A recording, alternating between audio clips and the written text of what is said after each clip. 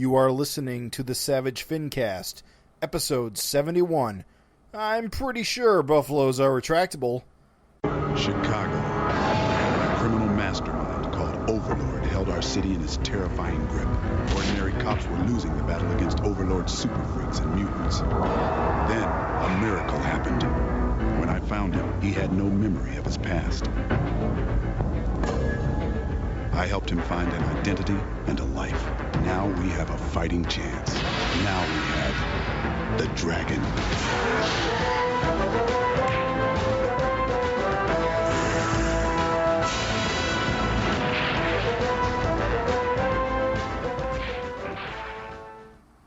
This is the Savage FINcast, the show that sticks to you like sweat in summer.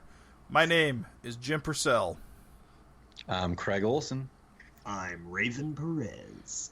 Welcome back for a slightly tardy episode of the Savage FINcast, where we hope to review issue 235 of the Savage Dragon.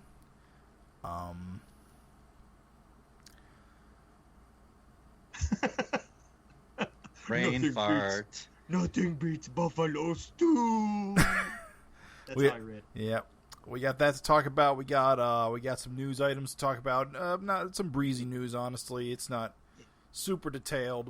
We got a few interesting conversation emails. Other than that, it's going to be a fairly standard episode. So strap in, strap on, hold on, strap on. Mm-hmm. It's that Slim and Trim Summer Lovin' Edition. Let's get it going, business. Wow. Won't you take it away with news item A? I would say, okay, we got a plethora of covers since last episode that we recorded. It's pretty crazy, actually. So we got covers for 239 and 240.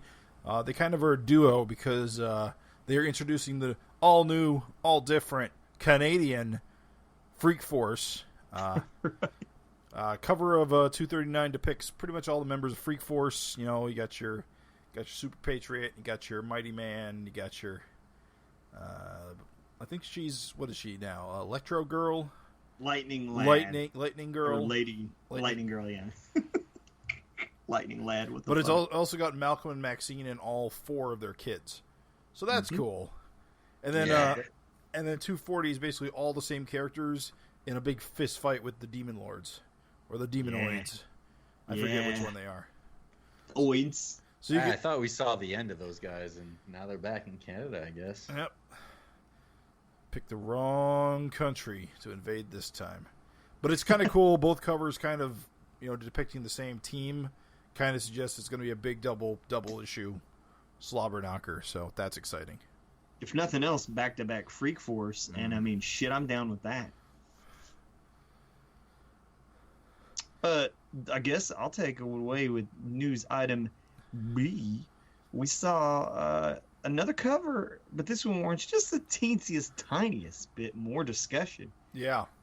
It happens to star, I think, a character that we were all hotly anticipating. Most important character of our generation. That's right. Motherfucking Captain Tootsie in the house. And, of course, the homage of this cover, it is after Herb Trimp Hulk 141, which eagle-eyed viewers noticed is hidden in the cracks at Malcolm's feet. That's an important issue because that's the first appearance of Doc Samson, correct? It is. Doc Samson, Eric noticed, read an interview where Herb was saying that Doc Samson was inspired by Captain Tootsie. His look at the very least. The red shirt with the yellow symbol with the, black pants. Regular clothes man. Yeah. And so, fucking, here we go. So we got it. And so just a little bit of scooperoo, things I've gleaned. So, Raven, what the fuck is a Captain Tootsie? So, Captain Tootsie, all right, time to educate you guys. Let me take you to church. Captain Tootsie is the mascot, the superhero mascot of Tootsie Roll Candies. And he is a science-type adventure hero pulp. Like, think your Tom Strong, Doc Samson types, where he's just like a strong man science guy. Like he's a smart, like adventurer, but also like he'll punch you in the damn mouth. But he also represents the interests of Tootsie Rolls. that he did. He hawked candy. He's a public domain character. Yeah, Tootsie Roll does not give a shit about this guy. Yeah, he's not had any outings a long time. He did actually have 2 issues that are Eric loves that public domain website where you can read free comics from old public domain things. So I actually flipped through 2 issues of fucking Captain Tootsie, and he basically just, the motherfucker did everything. He was like, going around the Amazon and into deep space and just like, punching out people. Like he was just really, really like that kind of guy, right? What a hero. Yeah. And what's funny is not a mention one of the candy in those issues. Really? Yeah. So that's what's weird, is that like he's a Tootsie Roll mascot, but he's super duper broke off. It'd be like if there was a Bazooka Joe comic and he didn't say shit about bubblegum. like didn't even blow a bubble. You know what I mean? So what's interesting is this is not the first time we've seen Captain Tootsie in the pages of Savage Dragon. I believe he appeared when the Solar Man stuff shook out. All those Golden Age heroes. Yeah. That's it. Eric confirmed that he was among those dudes. Ah, so he's been roaming around. Well, who wants to hear my working theory? Let's hear it. He's been brainwashed by the U.S. government to hunt down rogue alien menaces. I'm so glad you said that, because that's the implication going on. You got to think. Here's a guy, all those Golden Age dudes it was implied were part of the SOS. Yes. And so for Captain Tootsie to be like trying to stick it to Malcolm, that implies that a member of the SOS is fighting Malcolm. So in Canada, in America, what the fuck ever you want to think. So that right there has cool story implications just right there. Yeah, I know this cover is like an homage to Trimp, but I love the poses. I love the way Malcolm looks on this cover. It is probably my favorite Savage Dragon cover of all time. Really? Well, it's up there. It's real strong. Interesting. I took one look at it and I said, interesting. This is a good cover. So it is a good cover. It is, yeah, a great cover. And it's hard to say how much. I mean, obviously Eric's talent comes through, but how much is that to Herb Tremay's talent? What's the original cover? Oh, it basically looks Hulk 141. Hulk 141. Yeah, Google it. You'll know when you see it. Like the word balloons, like the emphasis, like Farron Delgado emphasized the words exactly as they were on the original cover. Like, it's. I see, but you know what? Like, Eric really made it his own. It's not like the characters are the same size really at all. It's just the poses kind of similar. I don't know. It's not like he just like kind of you know what I mean? I guess maybe Doc Samson's a little bit similar, but it doesn't. I mean, the pose looks similar, but Eric definitely made it his own. I love it though. It's even though it's an homage cover, which I don't know why people like would think less of an homage cover. I think it's fucking awesome. I just think it's a good cover. Well, it's only the second homage cover ever. And the first one was after him too, wasn't it? Yep, I believe so. Like that was the one where, Malcolm's getting smashed out the back. Yep. And the kids are on the steps reading the comic. Yep, I think that's it. Yep. I really enjoy it. It's good shit. In Captain Tootsie, doesn't he have kind of a cooler costume than he really has any business having? Yeah. The T could stand for anything. Yeah. But he's called Captain Tootsie. Testosterone. Tough titties. Turds. Twinkie man. All right, we also got some updated news of Savage Dragon 236, which will be out within the month, I think. Basically, its cover got updated with some new text that's very evocative of classic Calvin and Hobbes. I actually forget what the text is, and I don't have it right in front of me. But it's very Calvin and Hobbes lettering, which is very cool. But we also got some interiors, and the reason that Calvin and Hobbes lettering is there is that Eric is doing this thing where every other double-page spread, I think he broke it down that way, is like a 2-page Sunday morning comic strip. And it's specifically about the Dragon Kids. The little dragons. Yeah, the little dragons.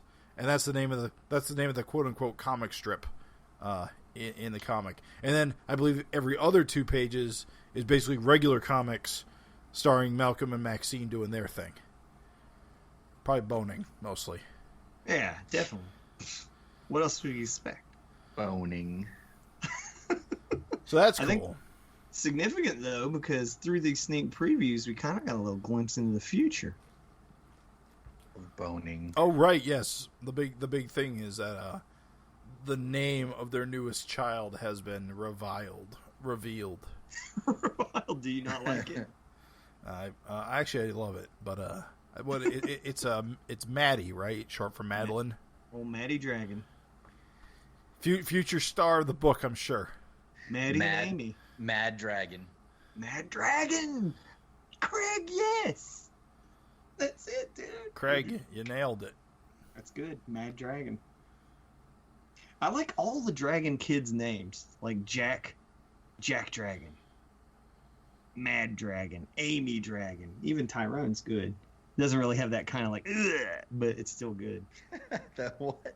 You know what I meant. That, ugh. I know what you meant. I just wanted to hear you do it again. Dragon. So good. Yeah, man. So should we move on to the next bit of news? Take it away. Yep.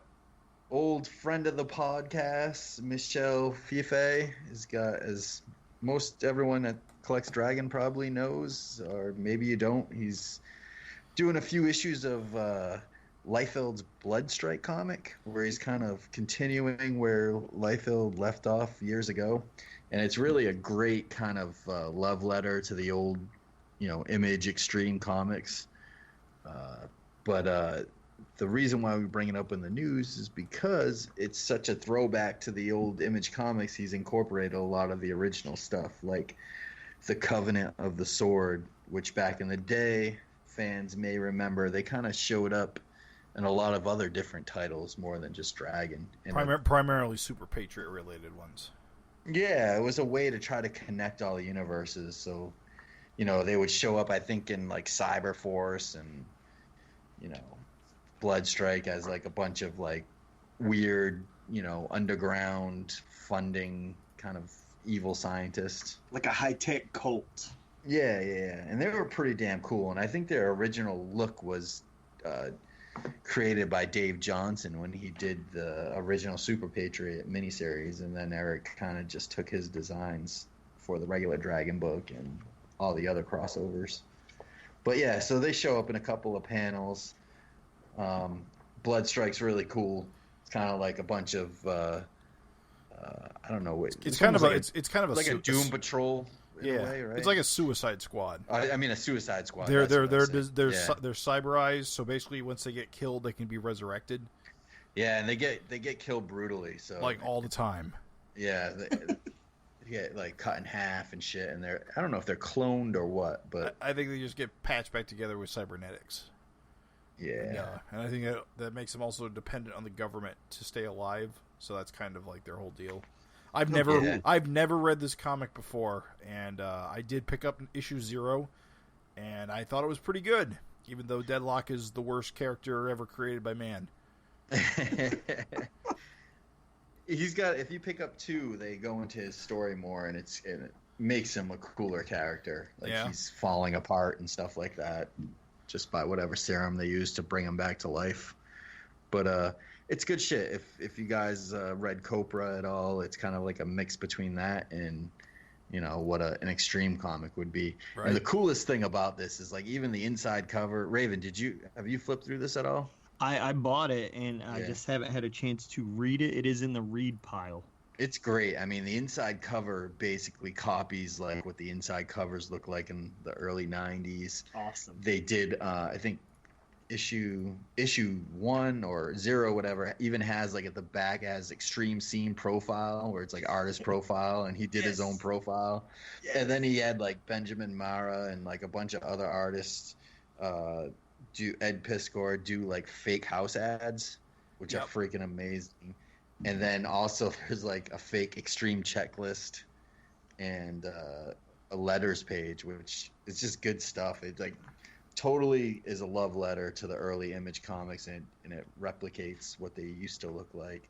And what got me going, like thinking about this, is kind of like when I started getting Image comics. Do you guys remember Alan Moore's 1963 comic, which was like a throwback to like the 60 Marvel comics? They did. I do. Yeah, they did like a knockoff of Thor, and it was like an Egyptian god instead of a Norwegian god. But they replicated like the 63 comics with like the house ads and stuff like that, like perfectly in the style.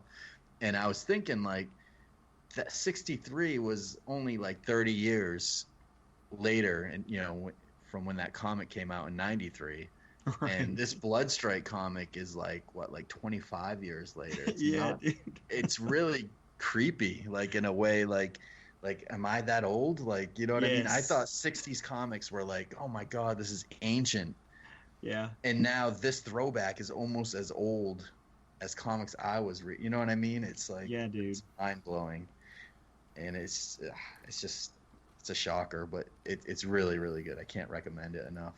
So I hope you enjoyed that, because when I get to read it, you're gonna get another dose of that. Like I can already tell. What's sad is that like I was super hype on this, and then because I only pretty much make it out to the store when Savage Dragon comes out, because it's like kind of not so convenient to go out to where my shop is. I think I've like got 2 issues. There's only 2 issues out right now, right? Yeah. Oh yeah, I got both issues. They're just they were sitting in my long box.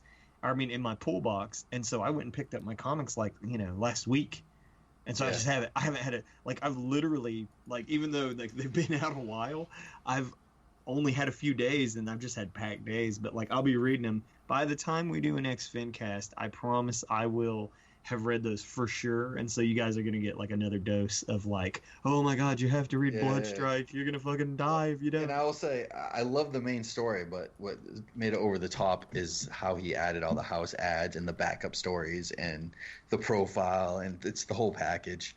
And the other thing, I don't know if did you guys get the second issue? Maybe not. There's a cover that Liefeld did of the pouch. Oh, right. Did you guys see that? Yep. I didn't get to score the pouch variant, but I love the pouch, dude. Yeah, there's even like a small 2-page comic about it. Yes! It's hilarious. It's so good. Yes! It's so good. I am so excited now. Dude, I love the pouch. Is fucking awesome. And you gotta give it to Liefeld that he can make fun of himself. You know what I mean? Is his little dog in the comic? Like his little bag dog? I don't think so. I don't know. Oh, dude, he's got a sidekick, like a little bag dog. It has a name too. I forget. Yeah, no, it's Pouch and something. It's not in the comic. But the comic is great. I'm looking at it now and I'm laughing. I can't. All right. Anyway, sorry. Wait, no, that's good, dude. That's good, and I think it's relevant. I too. Anything that Dragon fans would like I figured they would like that. Absolutely. I mean, like I said, Covenant, Senate, and anyone that loved early Savage Dragon and was in on the ride then will appreciate. I mean, the love letter. We're doing a little bit of like a Ninja Turtles thing here in this very FINcast, and again, it's just because like these projects, like Larson is entangled and entwined with so many creators. Yep. Yeah. That like you get those vibes like when some of those like guys like almost in my mind are like inseparable. Like when I was reading Turtles, I don't want to jump ahead to my Turtles experience, but like I just felt like I was reading a Dragon comic. You're talking about the Urban Legends that just came out with the reprints of the Image. Yeah. For the listeners that. Oh yeah. Sorry, listeners. Yeah, the reprints. Like for me, we'll save it. We'll save that. We're still in news. We'll save that. Well, real quick, I actually have some Frank Fosco news I forgot about. Oh shit! Drop it on us. Apparently, Frank Fosco and writer Chuck Dixon have a new comic they're working on together called Avalon. What? Oh, cool. Yeah, apparently the first issue is digital only through Amazon Kindle. Came out, I think, a week ago.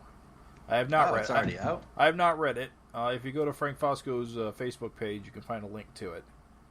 Cool. But it's Very. just kind of a neat little thing I didn't expect. It's neat to have Frank making more comics. Yes. I was worried we wouldn't get any, like, new stuff from him for like 2 years until Urban Legends got to the new stuff. And can I just personally say that I know that print is a huge risk and a burden for like so many people, and I love to see like people that don't traditionally go digital, whether it's web comics or digital download or whatever. Yep. I love to see that just so they can mitigate that risk, get it out there, because I would rather that your comic exist digitally than not at all. Yeah. Any day of the week. Any day of the week. I've always kind of liked Chuck Dixon's writing. He wrote a bunch of books I enjoyed in the early 2000s. So I might give this a look. It's only on Kindle. It's not on Comixology. It's actually a bit strange that it's not, but I guess that's just the way it is. So you need a Kindle to read it? Is that how You it need works? it's comic books, so you probably need the Kindle app on like an iPad. You can also read it in the browser if you buy it through the Amazon website. Cool. Last news item. It's not even news really, so you're getting off easy, folks. It's just more of a sort of like what we kind of think, but like based off of what has being said, but just a tiny upgrade for any con goers who are looking to get out there, have a little meet and greet FaceTime, talk with Eric.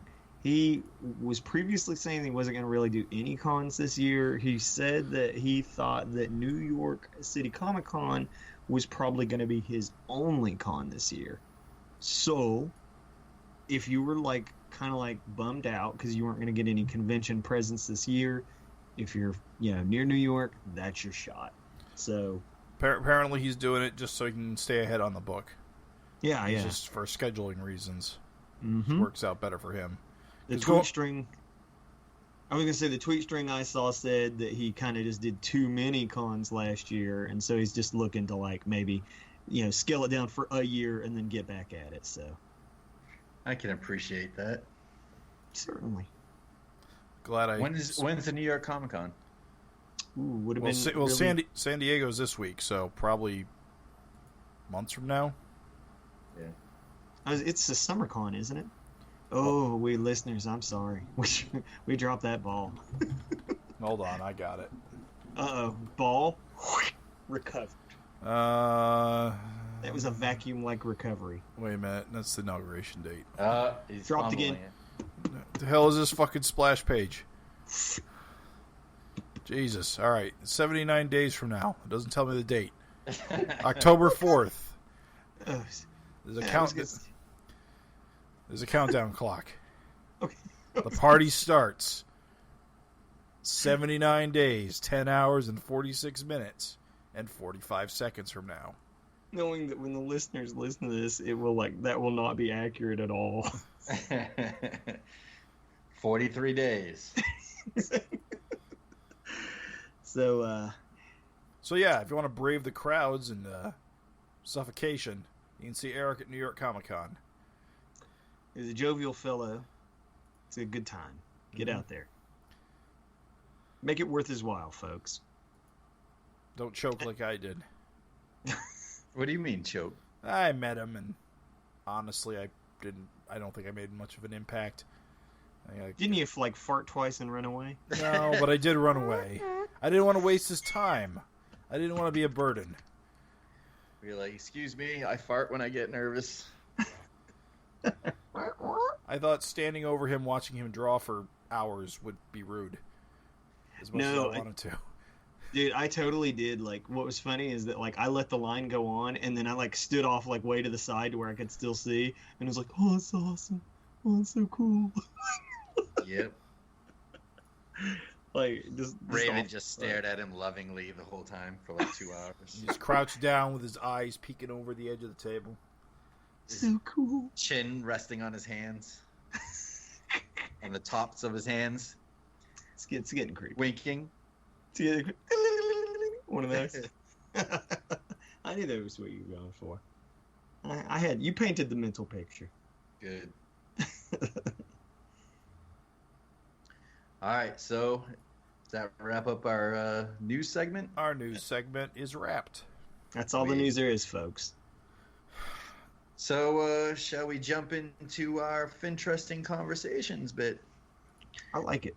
All right. Well, Finteresting Conversations is kind of our little bit that we've been doing for a few years now, where either we come up with the questions that we like to discuss, and then we like to hear your input on, and we also like to get questions from you, the listener. And as I always say, you can write us at savagefincast@gmail.com with answers to any of our kind of conversations, or you can give us supplies with your own question. So last episode, we asked which eras of Savage Dragon, ERAS, eras, could have been shorter or longer. So what parts of, the comic did you like and wish, Eric either extended, or which do you wish he kind of shortened up a bit? And then we got someone that wrote in to answer to that and to one of our previous FinCast questions, which was, how do you feel about Savage Dragon right now? So if you guys want to go ahead and read those letters. Yeah, take it away. Here we go. Ready, listeners? I'm about to transport you into the minds of Tony M. Minds. Tony M. Both lobes. Get ready. Minds. Lock and lobe. He's of two minds on this subject, that's all. What up, Savage Fincasters? Here's my reply for the last couple episodes' questions. Hopefully I get this to you before you record your latest episode, unlike last time. The era that I feel could have been shorter was the family era, where the story kind of slowed quite a bit and didn't seem to be a lot of subplots on the boil. An era that I felt was just about right in terms of length was the Dragon War and Emperor Dragon arc, which, for me, was the best storyline in the entire series so far.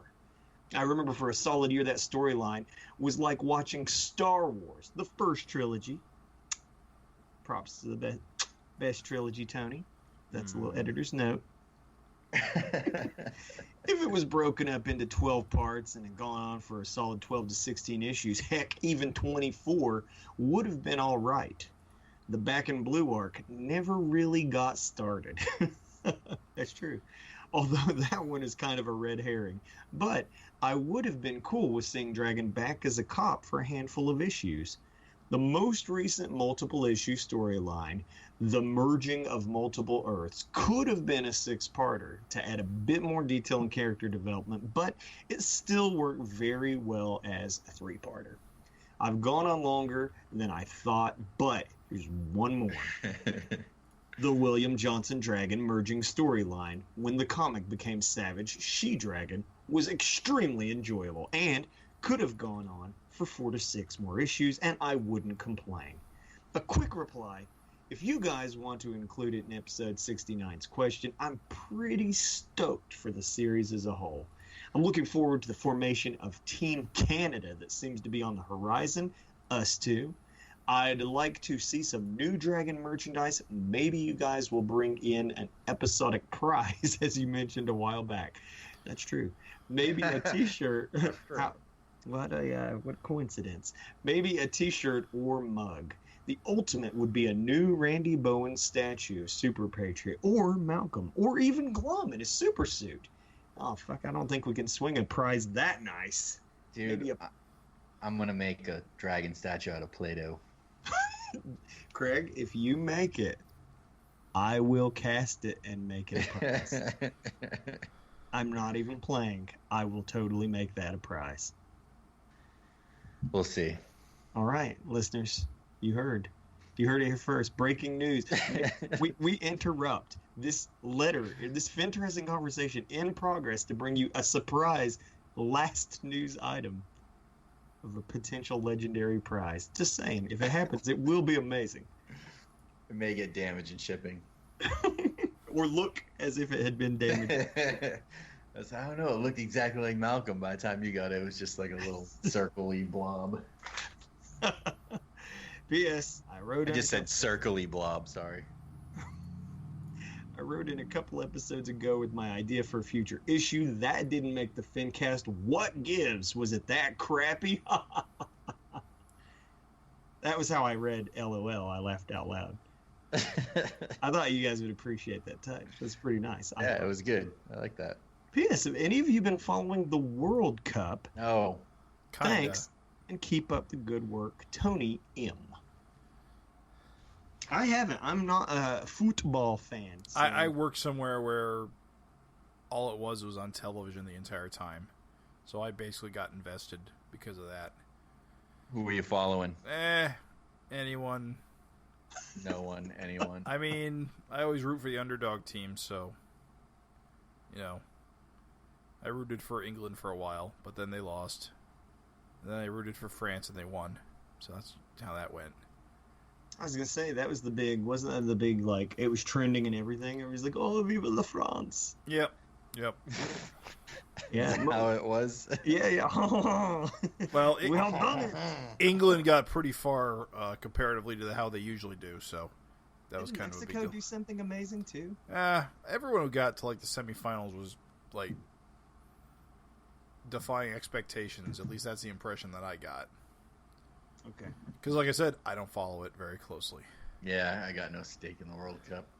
Yeah, what's bad is that, like, I watched the Super Bowl. Right. And I will, like, super duper love almost any sporting event that I'm actually physically at. Uh-huh. But when it comes to, like, watching a sport, I only liked, like, boxing in its heyday. And then, like, early UFC fights where it was, like, blood sport. Uh-huh. Those were awesome. But past that, I just can't get into it. I only watch professional wrestling. Hey, God bless you. God love your heart. Because that shit is still great. It can be. Yeah, last night's Extreme Rules, not so much. Not worth the $9.99 I paid to watch it. Was that televised? Wait, what was that? Was that televised? No, it was it's on WWE Network. Oh. I mean, it was. They filmed that here, you know? Oh yeah, it was in Pittsburgh. That's right. I forgot. You Yeah. didn't miss much. It wasn't a great show. Let's just say I don't like to tip my hand as to where I work, but I may or may not have handled 2 steel chairs. Really? Yeah, so that's weird. But yeah. Wait, what does that even mean? Just say that sometimes I get things in my possession that are wrestling related, and they hit each other with steel chairs and whatnot. Sometimes, yes. They had some like Extreme Rules branded steel chairs. Oh, yeah, fascinating. Oh, you have possession of them? Yeah, we'll leave it at that. He doesn't want to talk about his job. Well, no, it's I one of those jobs that doesn't like you to talk about it. So really, yeah. That makes sense. Yeah, you guys don't follow like any mainstream sports? It's a good way to get jumped. Nah, sports are for nerds. What's weird isn't that the way it feels these days? I don't know No. fucking anybody who gives a shit about sports. You know anymore. me. I like sports.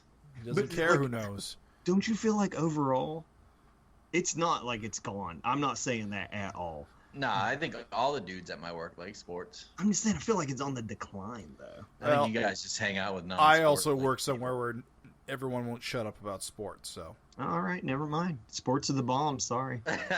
maybe they're not big in Pittsburgh because No, dude, they're big it's here. They're huge. fucking. It's all anybody talks about. Like we're Yeah. the city of champions, like hockey, baseball, football. But the funny thing is, Baseball, get out of here. they love it, dude. When the Pirates are doing good, it's as if they never the Pirates, did that. because the Pirates only do good like once every like 20 years. That Pirates doesn't. have been awful for so long. That doesn't stop them from selling merch. They've had some good years recently, but It's yeah, like the Raven years. Like when I moved here, they started performing. When I was in the stands dancing Homer, I am the Pirates' own dancing Homer. I brought the luck. That's a Simpsons reference. That was a deep cut Simpsons reference. I remember that. All right, just bringing it home. I'm just saying, like Versus Shelbyville. Yeah, dude. Topes lose. Topes lose. Topes lose. All right, let's move on. We got no letter, right? That's a quote no one gets, dude. Topes lose. Topes. Isotopes. Yeah. Yeah, Tony, he hit us up again. Jim, I think your dulcet tones would be best for this one. All right, so yeah, Tony, I think we got your letter after we recorded, so this one's for you, buddy. Double hitter. What's up, Savage Bros? Here's my idea for a future Savage Dragon issue cover and solicitation. Savage Dragon issue 389, Underlord Rising. The Dragon Dynasty faces off its greatest threat when the Underlord, ruler of the vicious sphere, puts his tyrannical plans into motion. Aware of the growing threat, the government of the United States of Canada, recovering from the effects of global cooling brought about by the Third Glum War, contacts Amy Dragon in the hopes that she can help them find her father, the exiled patriarch Malcolm Dragon, navigating the vast bioelectric farming communities of tropical Nunavut. I wouldn't have known either. Nunavut. Amy is met with the octopi, emissaries of the Underlord, another spellbinding yarn. Cover shows Amy Dragon on a hoverboat, armed with a bow staff, being attacked by 4 octopus-themed villains, one of which is the grandson of Octopus. Keep doing what you're doing. Great work, Tony M. That's not bad. That dude's got some imagination. That's a good one, dude. What do you mean, I mean yes. I like Dragon Dynasty. Isn't that good? Dragon Dynasty's got a good ring to it. I'll give him that. Global cooling, man. Might have to steal that. Sci-fi elements to this story. I dig it. United States of Canada. Bioelectric farming communities. Nunavut. Nunavut. Nunavut. Nunavut. Tropical Nunavut. I don't know what it is. For the listeners, Nunavut. You decide. Hashtag Nunavut or Nunavut. I ain't having none of it. That's what I think. None of it. It's good, dude. I like it. Listen, Tony, very Grant Morrison-esque. I like that. I think what's funny is that, like, if you look at, like, what Grant Morrison was super duper known for, it was pretty much just pushing ideas further on down the road. And that's what you've done here, and I like it. So, meat and potatoes. I don't know about you, but I'm hungry for steak. That was a very Netflix and chill kind of way to introduce that segment. So, meat and potatoes. Your nipples get hard. It's too hot for that. I need a little bit more ice pack for that. So, Buffalo Stew, 235 of Savage Dragon. Fantastic. Can I say something? I love getting, as much as I do love advanced Dragon reviews, I also like having the issue because I kind of miss the Josh Eichhorn, like, getting to say that and laugh about it. Why? What's Tempted this? by the fruit. What's this month's? Tempted by the fruit of another. That's him. They don't have that in the digital one there? We never have it on our previews. Yeah. Spoiler, secret, behind the back, backdoor business. We never have the little interior. So we never know what Josh is when we record. Well, that's not true, because sometimes we have the issue before we record. Sometimes. So, did we ever figure out if Maxine was always in this image? Or if she was edited in after the events of last issue? No, she always was. She always was, dude. It was our Mandela effect. Eric talks about it in the letter pages. Something else I don't have. Yeah. In the last letter, he says, covers are frequently drawn months before I work on the actual issue, and because of that, things don't necessarily come together as planned. There was a... Oh, no, wait. No, you're on the right one. That's the one. Yeah. He basically says that he thought that sometimes covers were misleading, so he figured that it would be okay. Makes sense. And if she had died, he could have just like put white out over her, put big X. No, that was about the shaving though. There was another. I don't know. It's probably the same situation. Or Jim, he could just put a halo above her head. He should have removed her hair. Yeah, dude, that totally would have. Nobody would have known. So this cover's pretty good. It's got good energy, good action. Oh yeah, dude. Buffalo Stew's a fun design. Mm-hmm. You know, Eric doesn't draw animals very often. At least I don't recall. Shark. That's true. He did do Mako. Mako is shark. Is Stu the new Mako? No. Shark and a chicken. Yeah, but he doesn't really look like a chicken. I know. Yeah, Stu is great, and if he was the new Mako, that'd be okay with me. I really dig his shtick. Like that thing he says about the Great Plains. It's so good. Yeah, it's weird. When we get to it, I got more to talk about that. Okay, cool. I love this. I'll say this. I love this double-page spread. Freak Force just looking awesome. Just great having Freak Force around. And Daredevil. Dude. I guess Daredevil's in Freak Force now? Yeah, dude. Isn't that cool? I like how in this issue, Marsha Bradley actually gets called Lightning Girl. Is that the first time? I think so. It feels like it. Probably Gavin's out there wincing. Also, where does she put her cell phone? Boobs. Boot or boobs? Oh, yeah, dude. Look at this low collar. Just slip that bad boy down in there. I mean, she could put her in her boots, too. It's the boobs. Boot holster. Boob holster. Who calls her Lightning Girl? It must not be on this page. It's not on this page. It's towards the end.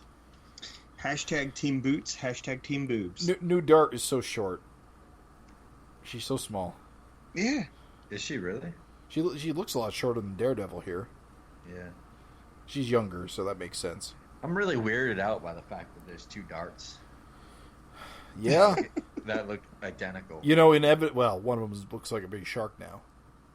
Yeah. I think it's funny how he like you would think that he would have given her like red hair or brown hair or something just to make it like a little different. But dart that looks exactly the same. I'm telling you, I'm calling it. That shit is gonna be trouble later. Oh yeah. It's gotta be, dude. It's gotta be troublesome later down the road. Those two looking completely identical. There's no way in fuck that can't come up and be problematic later. You think we're gonna get a Dart versus Dart issue? Inevitably. Dart versus Dart, or think about even the story potential. Dart versus Shark. Confusion of identity. He's gonna have to maim one in some way so he can tell the difference. Well, the one that doesn't turn into a big shark lady. I mean, that's. Also, she's probably taller because she's older. Yeah. Eventually, it'll be more obvious. If that's assuming Shart or New Dart stay around, or don't get killed or whatever. Yeah, I always get nervous when the team reassembles like this. Mm-hmm. Because you should. Because Eric doesn't like repeating himself. Mm-hmm. Although to be fair, half of this team is new, or mostly new. Because Dart and Lightning Girl and Mighty Man are all new people. And if Daredevil joins, he's kind of new to the team as well. I don't know where the kids are. They're because Ricochet and Barbaric got kids, and Super Patriots got kids, and the Horde has got kid. Where are the kids? Probably, they wouldn't take them on a mission. They're probably safe. Junior Freaks Force. Junior Freak, like the next Vicious Circle. Yeah. They're just kicking around, aging. Hey, on the page where they talk about May getting injected with Freakout, so that the baby doesn't zap her, why would the baby have electric powers? Because of Thunderhead. He has electric powers? Oh yeah, dude. Always. That's why he's got lightning bolts. Yeah. I don't know. I guess I just thought he was super strong. I totally blacked that out. Primary power of his. That's how Rapture is the connection between him and Malcolm. That's why they're brothers. Oh yeah, that's right. Yeah, so he's for some reason, I feel like I haven't seen him use it in a while. Oh, that's true. He hasn't. He doesn't go to that well often. right now there's a couple of listeners out there like, what the fuck? This kid's a moron. Every time. If you don't know something, dude. Right now there's a couple of hosts right now thinking, what the fuck? This kid's a moron. Well, here's something fun. You guys look at Malcolm with the chest carrier. Mm-hmm. Baby is just shooting electricity directly into his chest. And he's not even thinking or phasing. Like, it's not like phasing him at all. I can't handle Maxine with the shaved head. Dude, I love her fucked up teeth. Yeah. See, that's weird to me. Okay, for the listeners, apparently her crooked teeth are her natural state. So while she was a dragon, her body healed her teeth back to normal, quote unquote. It's so weird to me that crooked teeth would be considered a normal state of your body. Well, it's not that the dragon healed her teeth. It's that she wore braces for years. Right. But that's what I'm saying, is that the braces corrected her teeth being crooked. So Well, I'm saying that, think about it. Like, if you're born... dude, it makes total sense. Think about it. Like, okay, like right now I've got crooked teeth, right? Right. Like, and I do. But, like, if I wore braces, I could fix them. I didn't know it was the dragon thing that did it. I thought it was the freak out that returned her to Why would Freak Out do that? It's not like straight teeth is a superpower. No. It's not. It's not any of that. Like, what it was is that, like, before she wore braces to fix her teeth in her life. Right. And then when she got the Chosen One blood. freak out. No, Yeah, when it's the chosen. freak out- No, it's Chosen One blood. The Chosen One blood gave her a healing factor, which apparently forced her teeth back into their crooked state. And then when she got freaked out, she lost her Chosen One powers, and her teeth just stayed crooked.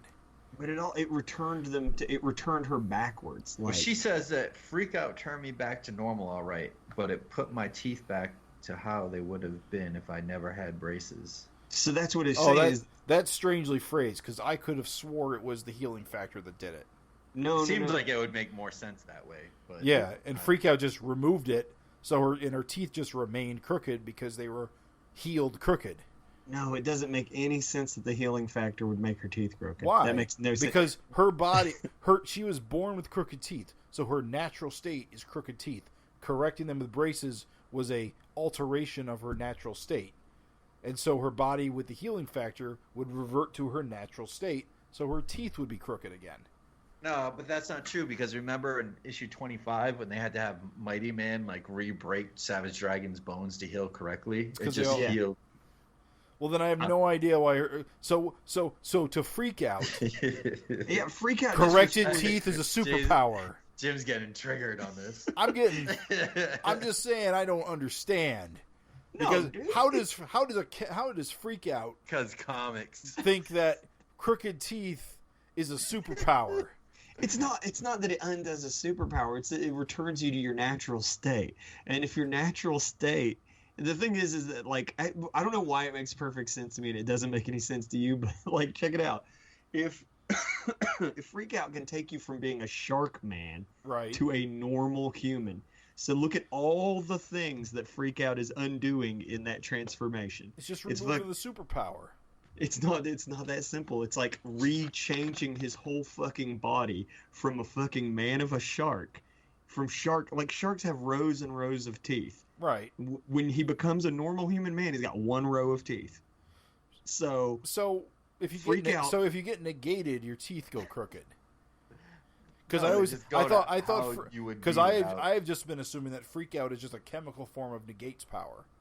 no, dude, it's like restores you to your default state, which is humanity. So that's the thing, is like when he humanity. yeah, dude. It's like I'm trying to make this like as easy to you as it is to me. Like, Okay. it's just your default. It's just your fucking default. I guess state. I didn't understand because it's called Freak Out, so it takes the freak out.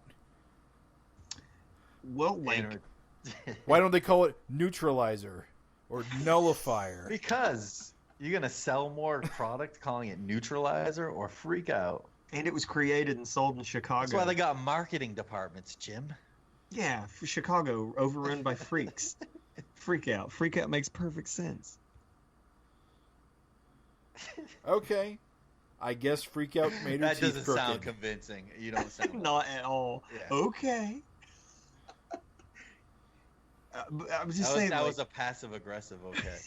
So just to be clear, if you had your appendix removed, you would get a new appendix.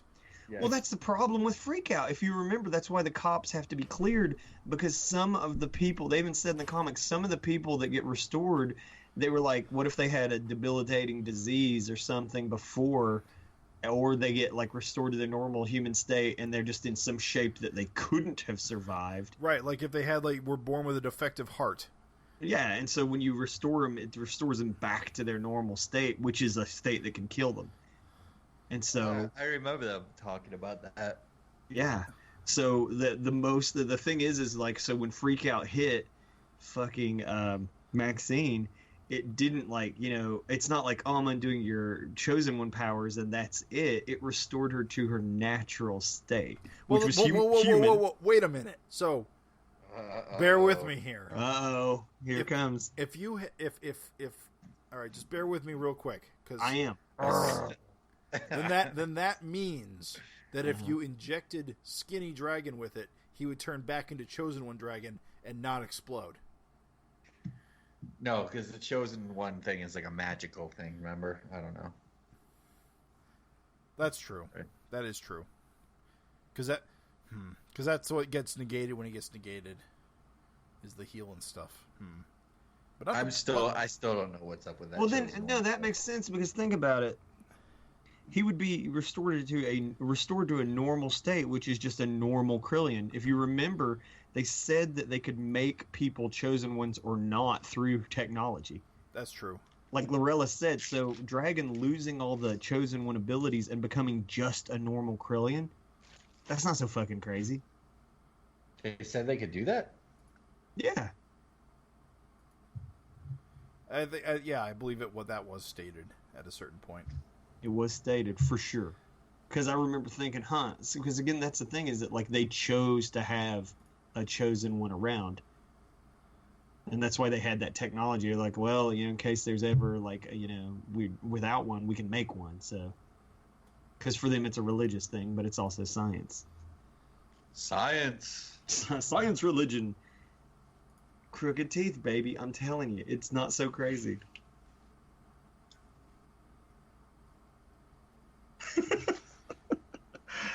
That killed it, bro. That killed it. Yeah. All right. So we I get love those last rites we were promised last time. Yeah, man. So, were you guys, I forget from the last episode, were you guys pretty convinced that Maxine was dead? Because I wasn't. What, Maxine was dead? No. I was like, oh no, God. But I will say I was nervous this entire issue, because Eric has what's what I'm looking for. He has saved characters just to kill them off the next issue before. Yeah. Do you remember when Bud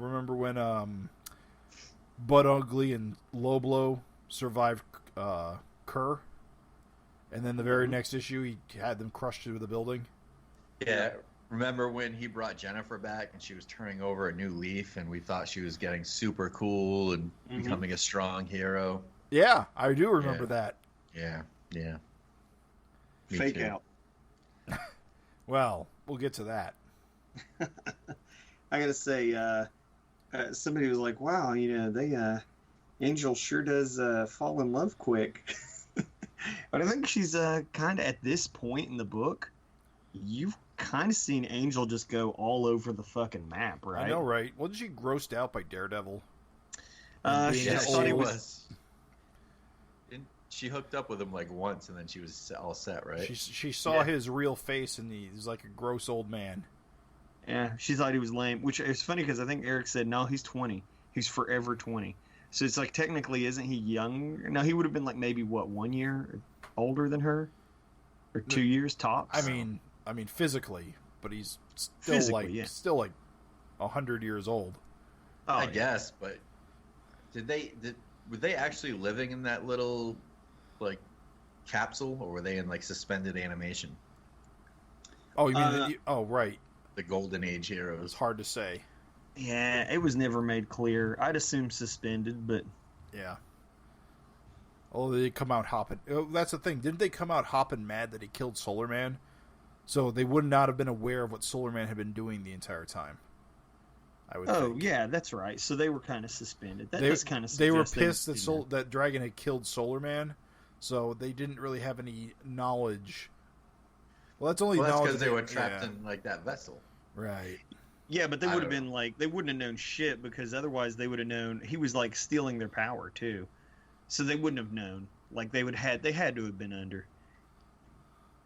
I'd have assumed they were under, because like if somebody's like fucking stealing your powers and got you locked up, you're not gonna bust out and be like, hey, what are you doing to that guy?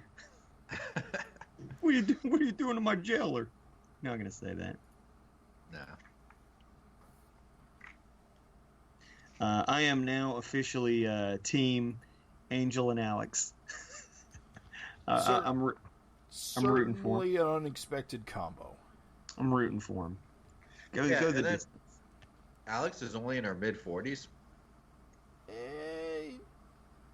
Yeah, I think she was pretty young when we met her the first time. I think she was like probably 20, and so it's be like 25 years. So yeah, she's like 40-something.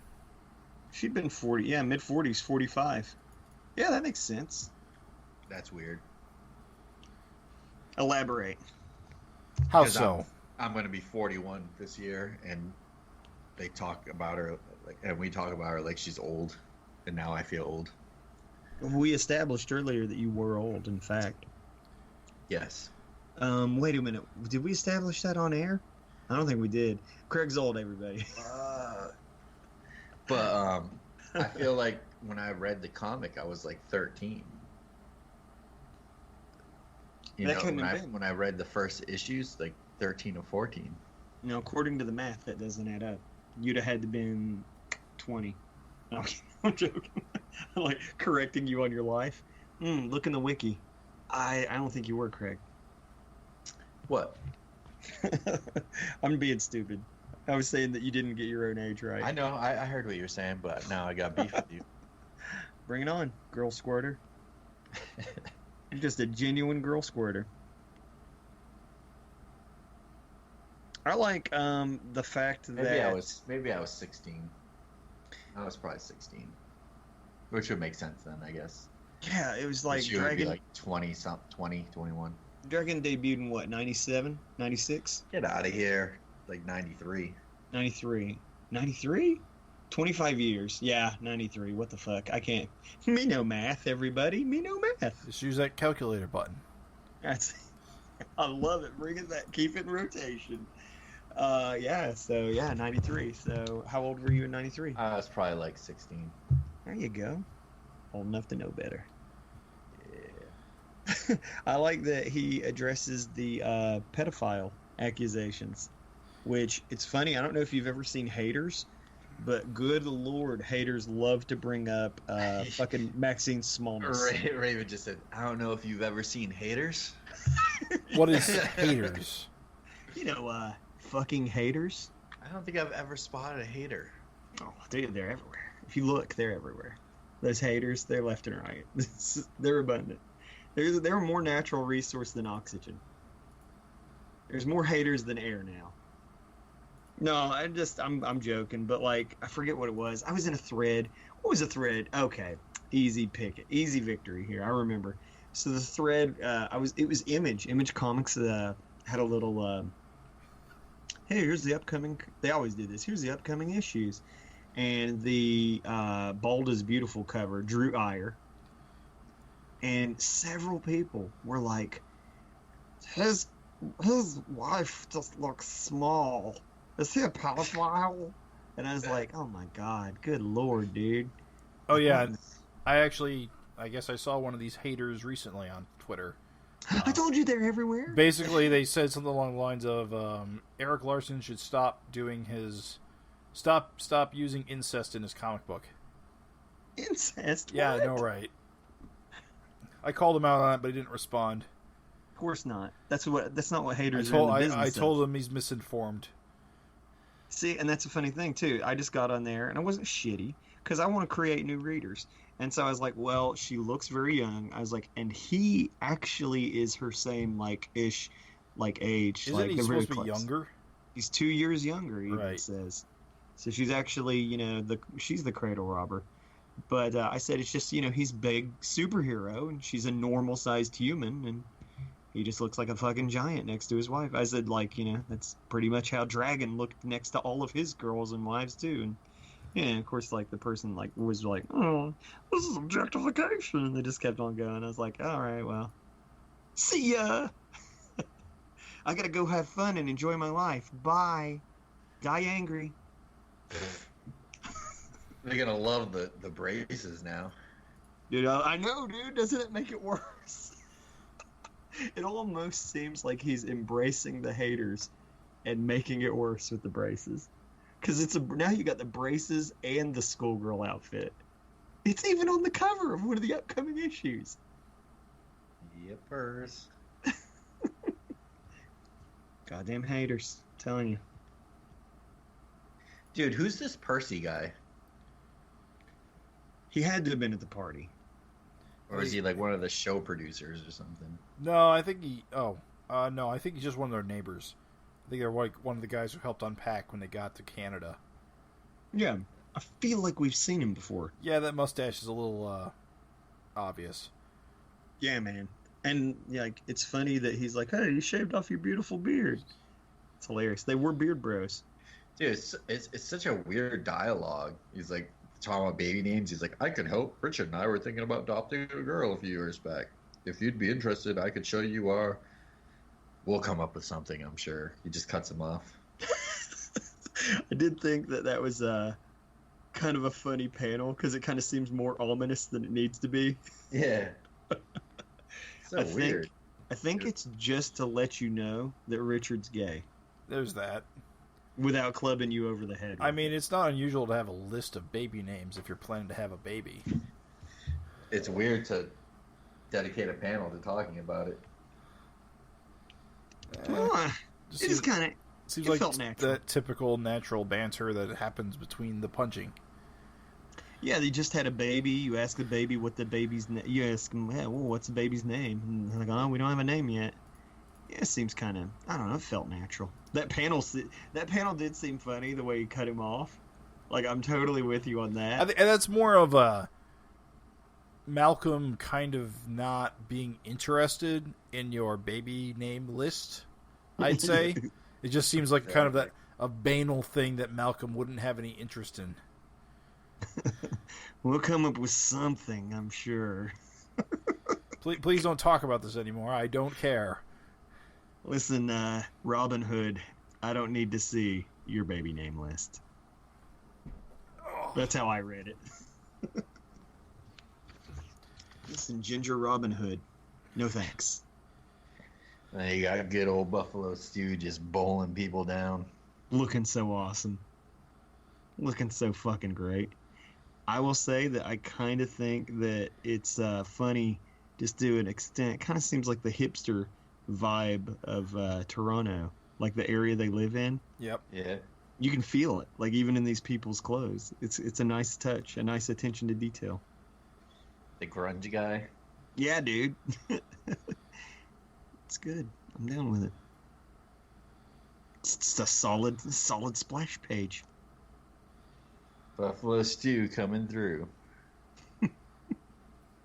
Like Malcolm Thump. It's a good panel, just him jumping down. Yeah. And him leaning into Buffalo Stew, going full tilt, and Malcolm pushing against him. Dude, Buffalo Stew's head is the size of Malcolm's body. Yeah, he's a big buffalo. Isn't that awesome, though? I love it. Yeah. Kind of like the Juggernaut. He's kind of like the Savage Dragon Juggernaut. Love it. Does he not wear clothes? He doesn't look like it, does it? He's got pants. Does he? Those look like hair. Kind of. The cover version look more like pants. Jim, look at his crotch, though. Well, maybe no pants. Jim, look at his crotch, though. I'm looking crotches. Let me see all these crotch shots. Hold on, let me get the camera look at out. his crotch, though. I'll tell you, that's a podcast. That's a FINcast title. Jim, look at his crotch, though. He's got a convenient tuff. He doesn't have the Kirby trunks on. I can't. Remember. I'm pretty sure buffaloes are retractable. That's a FINcast title. That is the winner. I'm pretty sure buffaloes are retractable. That's it, dude. Why? Watermark it. That's it. I have to now. You know I'm gonna Google that now, right? Buffaloes retractable. Buffaloes retractable genitalia. Oh Lord, I love it, dude. That's hilarious. No, dude, he's definitely naked. 100% naked for sure. Naked as a jaybird. We get the treat with that other splash page of the giant monster looming in the background behind Free Force. I like how they haven't noticed it yet. Exactly. Because he's alive. He's definitely, that guy's not just there. He is reaching. He is grasping. That's fantastic. I love that. Like, just that giant dude reaching for him. That's so fucking awesome. Dude, what the hell is going on with Malcolm's legs in that panel where he's getting punched by Buffalo Stew? It says, nothing beats Buffalo Stew, nothing. I'm trying to figure out what's going on there. Well, it appears his torso has been twisted around. I think his left foot is gotten pushed to the right, and his right foot has got twisted around. Holy shit. Yeah, you're right, dude. I would not have noticed that had you not said that. It kind of sells him getting punched through the building. You got punched silly. Fucking look at little badass Tyrone. And here's the part where I thought Maxine was going to be splitted. I know, dude. I was super scared. I was like, no, Tyrone, you dumb shit. Dude, how crazy would that be if he just crushed her right there? Fucking Malcolm just bleeds into her mouth and injects her with freak out real quick. Like, just keeps doing it. Like, keeps going back to the well. What a waste of money paying for those braces. Bragasplorch. I can see it now. It didn't happen, thank God. Shoutouts to my man, Baron Delgado. Every issue, I don't give a shit. I will say it again. Alex, look out. Look at that. Alex, look out. Thracum, badoom. So good. Yeah. So good, dude. Those goddamn snake dragon things always showing up. That thing looks so cool. This there was a return to form to the 2-Up. I think it was also confirmed in the letter columns. What was? The big pages. He's back on his big shit. Oh, okay. I guess Yeah, I didn't realize the last couple issues he wasn't. Yeah, or no, it was the last. He said he went down to regular size, and then he was like, "Fuck it," and went back to the big. It's good shit though. I like the playfulness. I like the playfulness between her and Alex. I'm telling you, I'm a sucker for it. I know with Angel it probably means nothing. It's probably not going to go anywhere. But it's good. I like it. I love how that big green creature that was chasing them in the background falls to the planet. Isn't that awesome?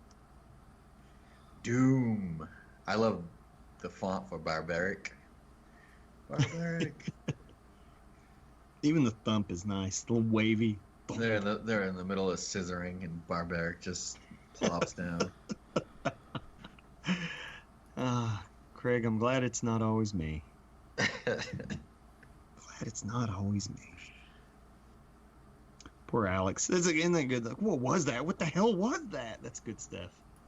It's like it's so good, dude. Just like Mighty Man coming down with like Hoarders jumping off and Ricochet. So good, so clutch. It's good, dude. So when they flash back to the Stu Malcolm fight, when Stu's punching Malcolm through walls, that sound effect for Runk, I've never seen that effect. Isn't that awesome? Runk. It's like vibration, like looking so cool. So good, dude. The lettering, I'm telling you. And then, so this is like the text that has me a little perplexed. It says, The great herds no longer tread the great plains. My brothers were slaughtered by puny men like you. Now Buffalo Stew returns the favor. Do you think he was a buffalo that turned into a man, or I do. a man that turned into a buffalo? He is very much a Ninja Turtle. I think so. I think he is a buffalo-made man. Why do they always get these secret labs everywhere? Canada, dude. You can't trust him. No one likes hockey that much. So we finally got a bad guy who can survive lightning bolts to the face. Yeah, he doesn't give a shit So at all. refreshing.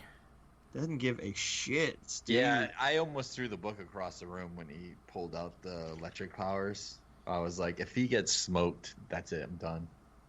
No, you didn't. You don't care about Stu that I'm much. selling my 235 issues, plus all the variants, plus all the offshoot comics, plus all the other crap, and all the Savage Dragon merchandise, hardcovers, soft covers, Getting black your name, and white collections. getting your name Done. purged off the wiki.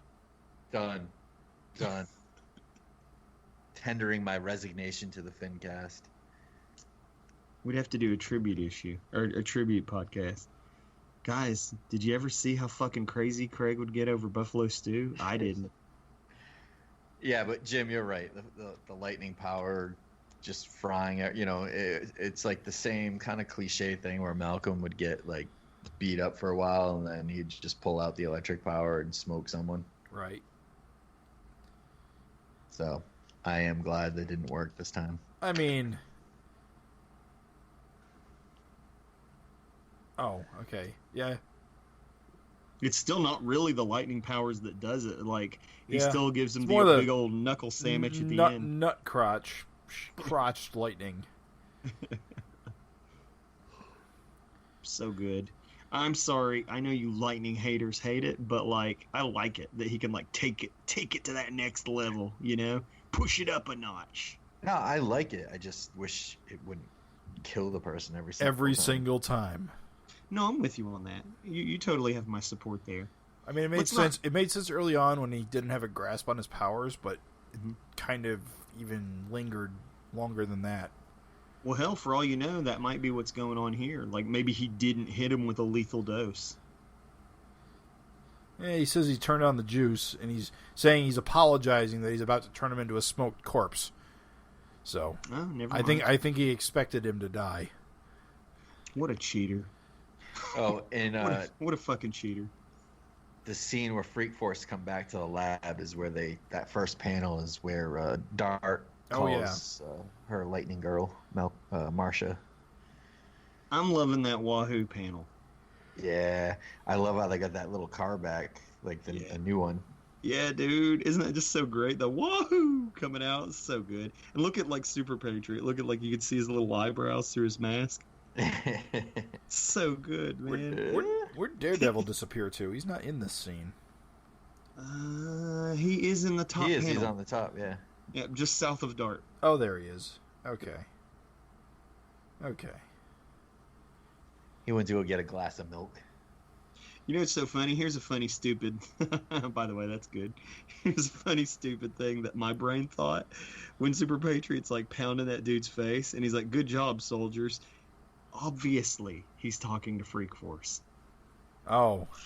Obviously, but for some reason, my dumb brain, for just a moment, was like, is he saying that to that U.S. soldier? Yeah.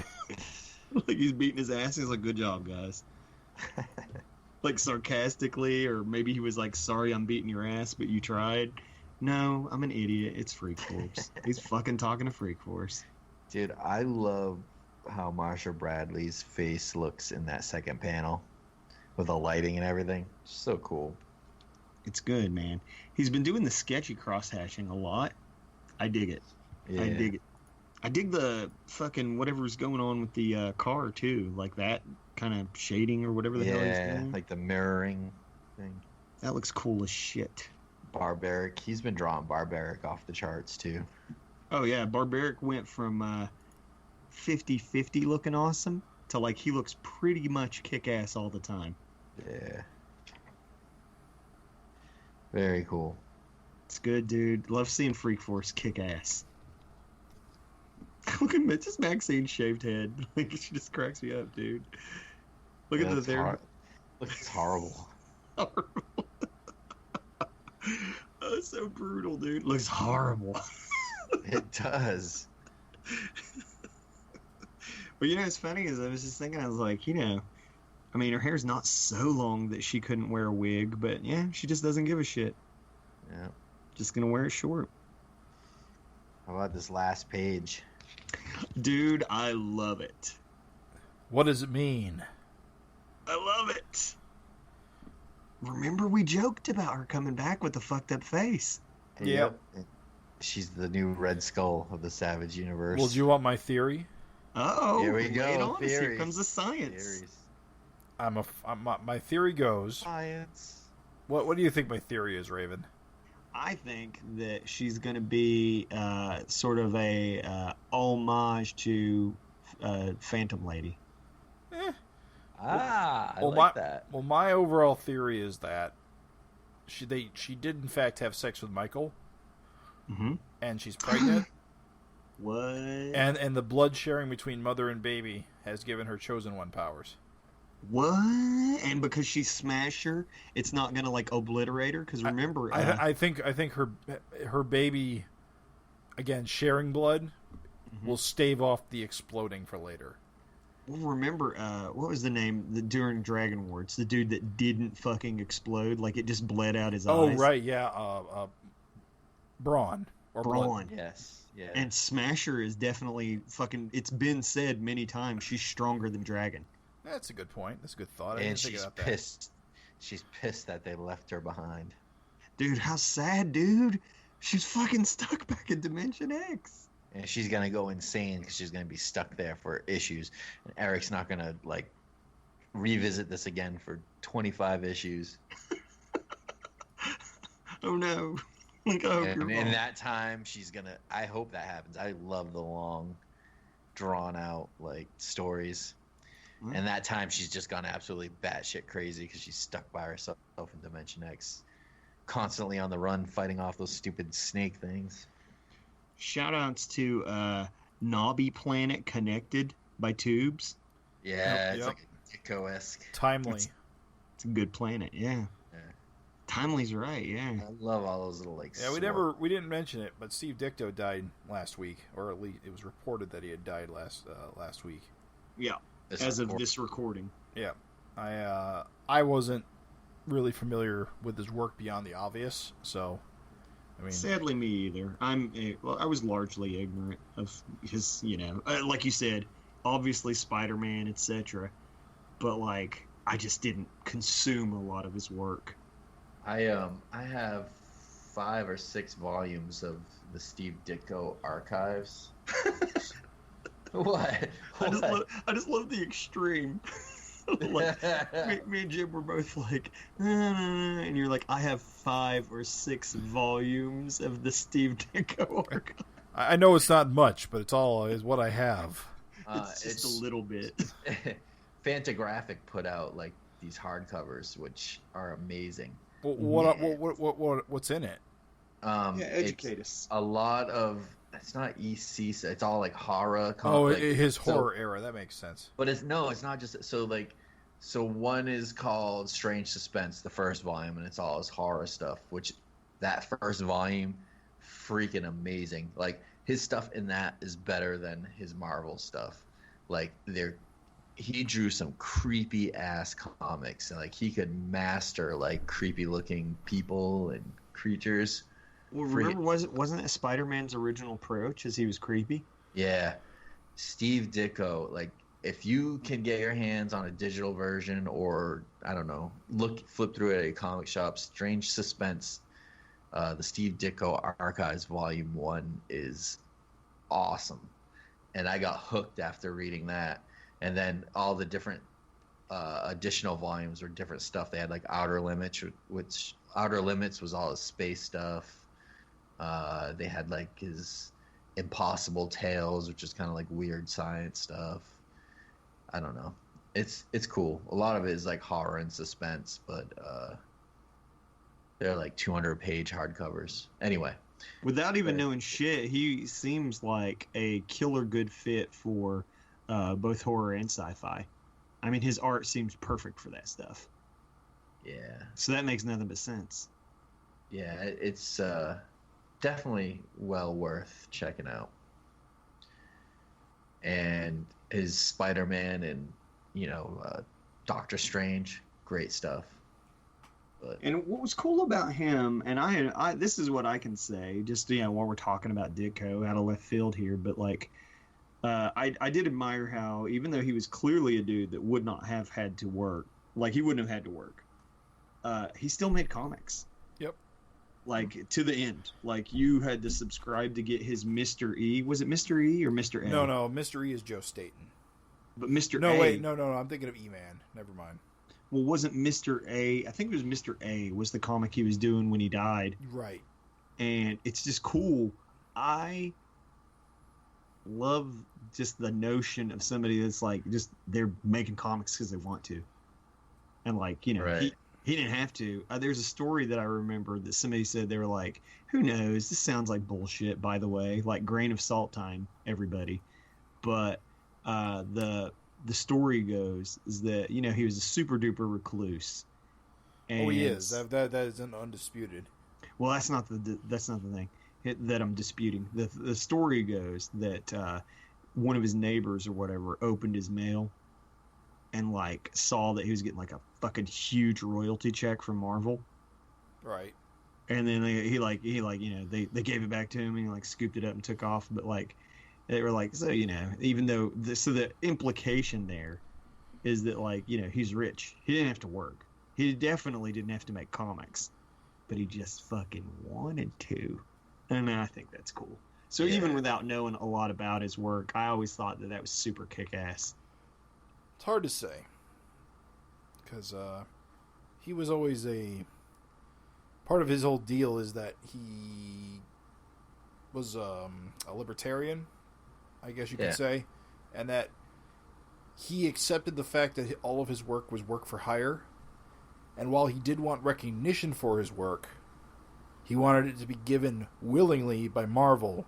He did not want to go to court to get his name on stuff, get his rights to his characters like the other creators did.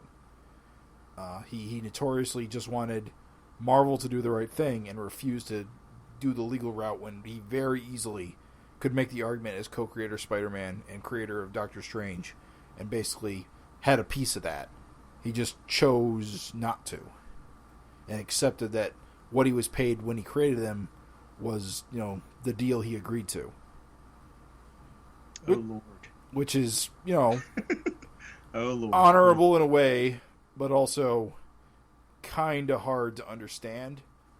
Mm-hmm. But because if I made motherfucking Spider-Man, I'd want a big ass check mailed to my secret recluse hidey hole. Right. Well, that's the thing. I think he was just happy with his life. I don't think he really. I won't say hate. I didn't know the man, but the impression I got is he hated discussing Spider-Man. Whenever he would come out in public and like someone would just approach him talking about Spider-Man, that was the easiest way to make him shut you out of any conversation with him, because he was not afraid to just snub you if you were like prying into his business. I've read that. Spider-Man. No. Because Marvel. I mean, he got like many creators, he got screwed by Marvel. Then he went to DC and got screwed by DC. I mean, he got the usual run around, work for higher rates and no residual crap.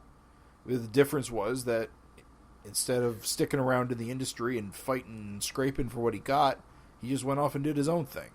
He did Animal Man, and then he went back to Marvel, right? It was Animal Man? No, Creeper.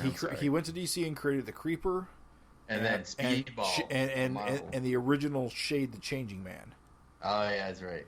Which I really want to read. That's actually the one thing I'm really interested, but it's the one thing that's not really available. I have the Creeper omnibus. I always thought the Creeper was such a fucking weird dude. Yeah. He just laughs. He's like a hairy Joker. I never quite got it. I didn't get it either. He's like had Joker face, but then like had that long furry, Yeah, so strange. It is. It's awesome though. And Think about it. Like, there's nothing else that looks like him. You know what I mean? Well, That's true. I don't know. Like I said, he kind of looks like the Joker, with like crossed with Sabretooth.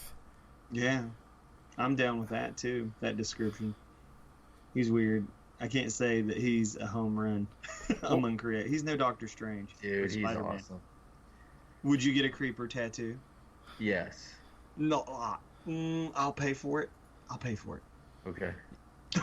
Yeah, so he created the Shade the Changing Man, which was interesting because then it got reinvented as the Vertigo version, which had like nothing to do with the original, and now that one's like the most well known version of the character. It's very typical, I suppose, of DC. Did you ever see the Creeper in the Batman cartoon or Justice League cartoon? Yeah, I mean that's kind of where I know the character from, is those appearances. He's so great in those. See, I never saw those. All I have is like these faint memories of Creeper comics I read like as a kid. So I didn't get to see those. So if that makes him awesome, I'm sorry. All I have is like just this tiny like comic experience with him just being like a hairy Joker. Probably the clearest memory I have of him isn't even himself. It's the Marvel and DC amalgam crossover. Mm-hmm. When the Creeper was combined with Nightcrawler to become the Night Creeper. So corny. So corny. Yeah, that's pretty corny. Corn on the cob. Amalgam is awesome. It is, but that's corny. You remember when Batman crossed over with Wolverine just because they were popular and not because it made sense? Yeah, that was Dark Claw. Wasn't that the 90s in general? That was Amalgam, right? The Yeah, Amalgam. that's Dark Claw. Yeah, I'm just saying it's funny because like that's how the Amalgam universe, like as awesome as it was kind of like they would do shit like that, and it was like, you could probably cross Batman over as someone cooler. Like they crossed Captain America over as Superman. What in the hell? Super Soldier is a great character. Is he though? Listen, he's just Steve Rogers injected with Superman's blood, and he becomes Super Soldier, and he's got all Superman's powers because Kal-El died when he crashed on Earth. You're making me doubt the whole Amalgam universe now. Super Soldier's awesome. Lobo the Duck is awesome. Would you get a tattoo of Super Soldier? I get a tattoo of Lobo the Duck. Raven will pay for it. I'll pay for it. The Challengers of the Fantastic, Spider-Boy. Spider-Boy did have a cool look. Amalgam's awesome. Yeah, didn't Ladron draw like one of those Spider-Boy or something? Not Wendigo. Where to go? Wendigo! No, the artist, remember? He did a Fantastic Four run. Tellus, the guy who made Tellus. Oh, you're talking about Mike Wieringo. Yeah, Ringo. That's how you say it. Yeah, he did the first Spider-Boy issue. It's great. Spider-Boy #1, Ladron drew some of that. That may have been Spider-Boy Team Up, the second one. Did we get out? I feel like we're out in the weeds. Yeah, we're way out there. We got out in the weeds bad. Every opportunity I could talk about Amalgam, Cross-Gen, Judge Dredd, Amalgam. I always say it's one of those words I never said out Reel loud. it in. He's getting too excited. Amalgam. It's one of those words that I never pronounced out loud. I only read it in my head. And every time you read it, you say amalgam? Amalgam. You know what? I read a thing. This is for you, Jim. It's to help you, and it's praise. It says, "Don't make fun of people who mispronounce words. It means they learned it from reading." Yep, that's exactly what it means. That's it. So amalgam. I'm so ashamed of myself now. Craig, you're an amalgam of a human and an asshole. Who was the artist you were talking about? Yeah, who's Ladron? What? Ladron? Yeah, he did the. He did. Elephant. He did Spider-Boy Team Up. Hip Flask. He did the Hip Inhuman Flask. series. Got it. Hip Flask. Yep. That's all you had to say. He is like one of the best artists. I don't know. Alive. All you had to do is say Hip Flask. I'm Freaking down. amazing. That certainly explains some of the art in that Spider-Boy issue because guy's got some range. Mm-hmm. Homie has chops. Trying to reel us back in, guys. Trying to get us out of those weeds. We got to talk about these backups. I love this backup. Yes. This backup. Straight from the pages of Big Bang. I met Uger from outer space. Ooh. Don't you get that vibe? Kind of. Yes. I mean, this is definitely It's all those Marvel monster. Atlas era monster comic. Can I just say props to Frank Fosco for the way he drew Nebbish. I love his name is Nebbish. Yeah. That guy is so Nebbish looking. What a Nebbish. I like Nebuchadnezzar. Nebuchadnezzar. This is I love the boss's dialogue. Nebbish, you're 5 minutes late. I'm going to dock you half a day's pay because I'm the big boss and you haven't the nerve to say no. Isn't that great?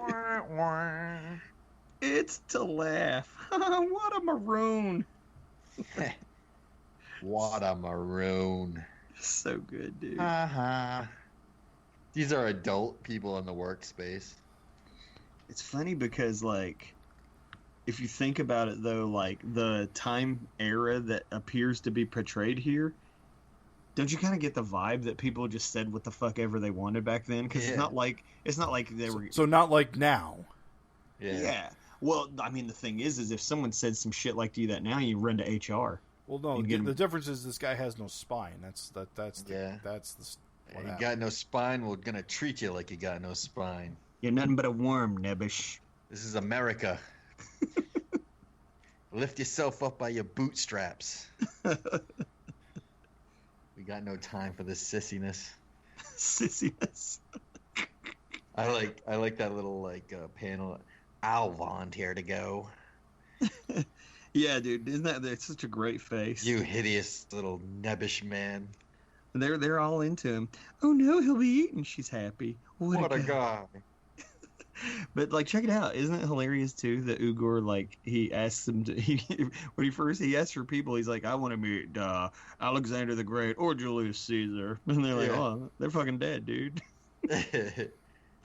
well, I need a volunteer, or else I'll have to just blow up the earth. Yeah, so matter of fact. Also, did I mention our Emperor's favorite meal is filet of ambassador? Old Nebbish. That's why they were excited to see him go. Jokes on you. Jokes on you, lady. He's just it's going to take about 10,000 years to get there. Well, I only lived to 70. Oh, well, in that case, I'm just going to blow up the earth. Fuck it. This guy really didn't give a shit. Yeah, I guess I just picked the wrong guy. Fuck it. Uger, whatever his native language is, that must stand for don't give a shit. Yeah. Uger don't care. Fuck it. No, what's a big deal? I didn't live for 10,000 years. What did he say in his last message to you, lady? Was it live in peace or maybe let freedom reign? No, it says bite me. Sign the last man on earth. So good. Yeah, that was great. I liked it. I like it a lot. Dude, got him. Can we talk about Dr. Weird being one of the weirdest comics I've read in a while? Really? Can we talk about Dr. Weird? Actually, I was prepared. This is shitty to say, but I was prepared to zone out based on his kind of old school appearance. Yeah. He's very, very golden age Spectre. He's got a genuinely cool concept. Yeah. Never fear, your progeny are well. I love that origin of his. What's his explain it to me? He died. He died in the future, and his spirit was sent to the past to do whatever spooky shit he's up to until he gets back to his point of death. And he time traveled, and then What? he died. He died in the past. He died in the past, but his spirit doesn't get to rest until he reaches the second of his departure from his own time. That makes sense. So he's got to live all that time. My whole fucking what the fuck moment is, all right, there's a house on fire with some babies and some lady and husband, and then Dragon comes out of this house. No babies in tow. And he's got a bomb strapped to him, but clearly the bomb hasn't gone off. It's a time bomb. What? It's a time bomb. He said he caused the fire. Right, when he arrived. What? Yeah, he says it was an Okay, accident. I should give you some I should give you some context. Oh, because like he always arrives in a ball of flame. Dragon, I believe, appears in 3 issues of Big Bang Comics, and the gimmick is Dragon is strapped to this time bomb thing, which is causing him to pop in and out of different eras. So he's basically doing events out of order.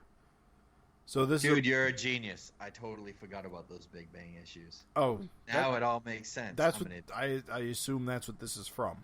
You assumed I wasn't an idiot. Oh, I'm an idiot. Fucking Dragon comes out without the babies because fucking Dr. Weird saved him 2 panels earlier. He did. What in the hell? Good lord. But this totally makes sense now. Wow, this makes it so much better that it's connected to the Big Bang issues. You're such a nebbish, Craig. Oh, God. You better hope that's not a word, Raven. It is a word. Nebbish is a word. Nebbish is a word. It's like meek and cowardly. Yeah. Pitifully ineffectual, timid, or submissive. Is that what it means? That's awesome. Well, that explains why he's named it. Pitifully ineffectual? What a shitty thing to say. Wow. I've been calling people nebbish, but I never fucking knew it meant pitifully ineffectual. I just thought it meant like totally worthless. It sounds like Yiddish to me, but I got no confirmation of that anywhere. You're such a nebbish, boy. All right, we got some I funnies. I enjoy this Dr. Weird comic so much more now. Thank you. Well, if you've read the Big Bang issues, you've probably read it before. I did, and I forgot. But now that you reminded me, yes, I do remember, and I know that there's even that cover drawn by Larson with like Dragon on the cover. There's 3. Yeah. Although I think only one's drawn by Eric though. Just the Dragon is drawn by Eric. And I'm pretty sure this Ugar comic is from Big Bang as well. I don't remember. I don't want to be sure about. I don't want to be. Wait a minute. There's a copyright notice here. No date on it. I just thought these were colorized versions of Big Bang stories. I don't think this Dr. Weird one showed up before, did it? It just feels like something that's already existed. Oh. I'll look through my Big Bang comics and get to the bottom of this. Sleuth it out, Craig. Sleuth it out.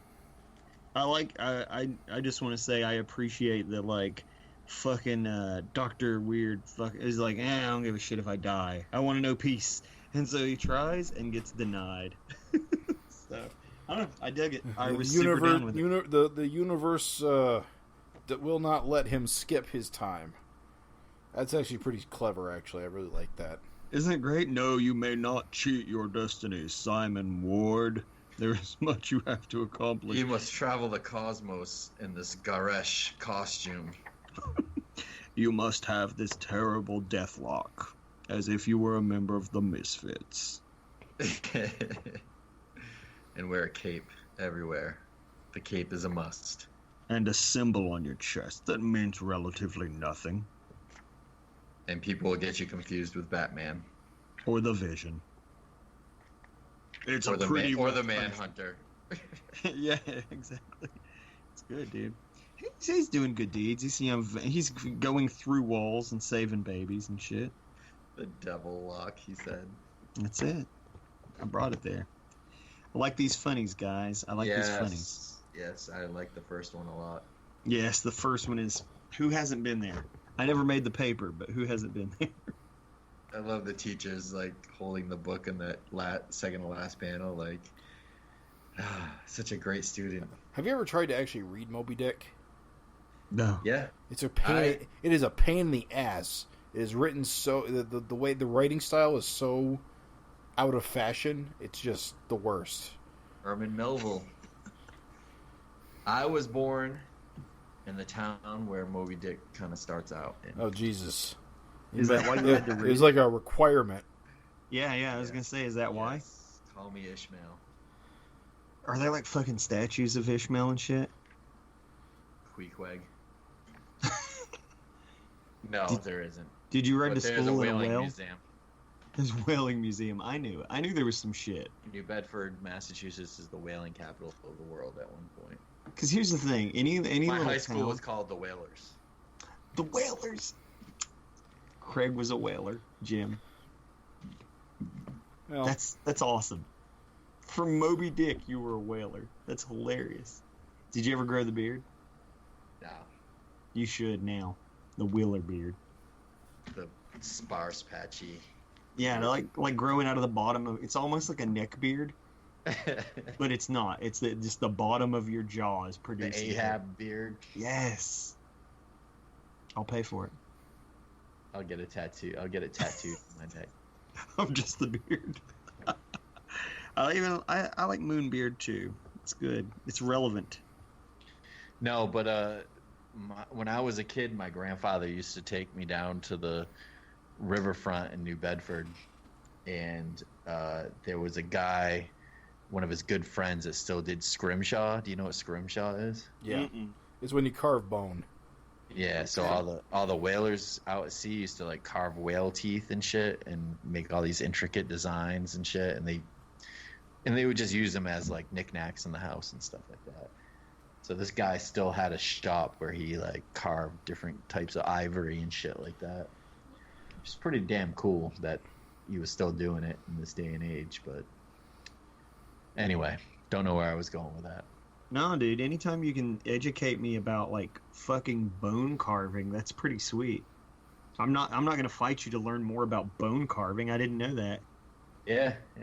They would do like whaling scenes and shit like that. Like my grandfather has a big sperm whale tooth with a whaling scene on it carved in. Into the tooth? Yeah. That is. It's like tattooing kind of, but like on bone. That's crazy as shit. Humankind is so weird. That's insane. Yep. Anyway. Yeah, dude. Ninja Turtles. Ninja Turtles. Cowabunga. Pizza time. Pizza time. Cowabunga. Heroes on a half shell. So let's get a little bit of background on this. Set Yeah, the dude. stage, as it were. It's important because you might be like WTF if you're a listener. WTF, mate. Sorry, it's an internet deep cut. What? WTF, mate. I have not heard that, and I feel like I'm on the internet 24/7. What's the name of that video? It's an old Flash animation. Ooh, it is a deep cut. Yeah, I know, right? Flash isn't even supported in the year of our Lord 2018. See if I can pull up the name real quick. WTF, My mate? quote should bring it up. First result. It's called... Let's call it End of the World. It doesn't really help, does it? I've never heard of that. That's insane. Ninja Turtles. Ninja Turtles. Scrimshaw. Splinter. Set the stage. We were stage setting. So, we talked about this a little bit, but what is this? The Ninja Turtles is this the third volume? This is volume 3. Technically, if I remember you saying, Jim, isn't this allegedly meant to continue after the original Layard Eastman Mirage comics? Yes.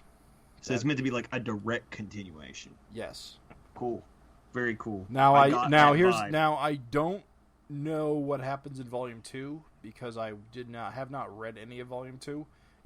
Volume 2 is very short and as best I can tell sort of incidental. Although I do think that the initial Dragon crossover takes place during that period because it was that crossover and then it leads into that. Then this series starts up because I think that crossover sort of got Eric involved to do this. Okay. I believe it's maybe me guessing. You might be lying. I don't lie. I only guess. What year did these come out? I forgot. It's a truth guess. Let's see if there's initial copyright on here. I think it was like through, I don't know. Well, I'll just check Comic Vine. 7 to 99 or something like that. It all began in 94. What's that a deep cut of? King of Fighters, 98 theme song. Beautiful. Beautiful. Never mind. I'm with you. As soon as you said it, I'm like, yep.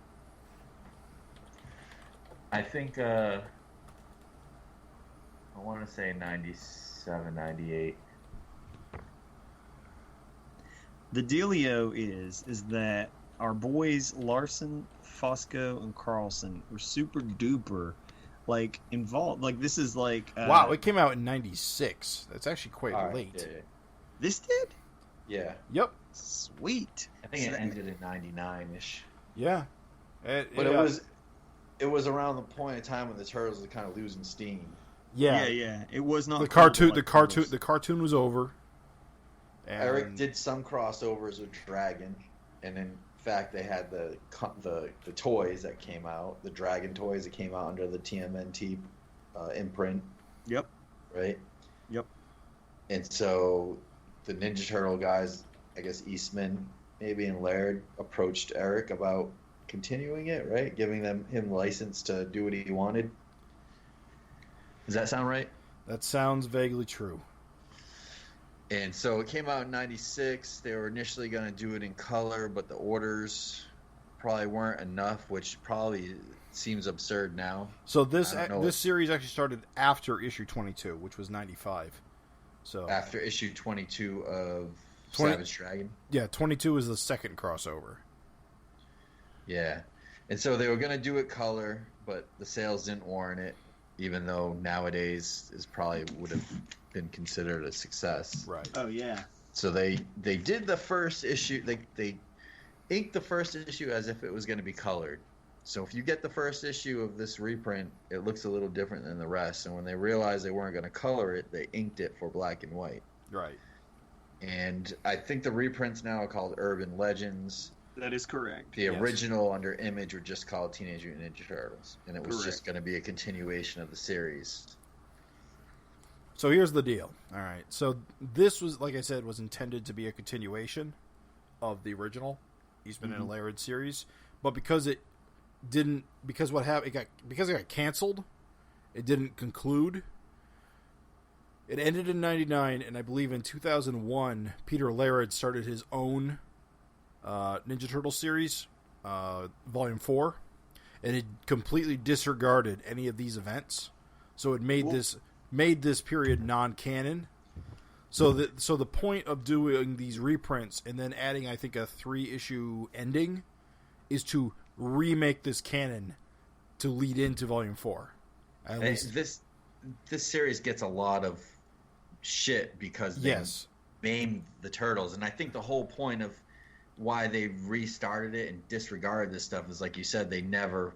So I know in interviews, Fosco and Carlson said eventually the Turtles would have returned to their normal form again. You know, like Donatello's a robot, and he would have eventually went back, and you know, they would have eventually turned back to the status quo like comics do. But because they didn't have that time to do it, it wouldn't have made sense for the 4th volume to try to tie up all those ends. It's just easier to disregard it, start it up.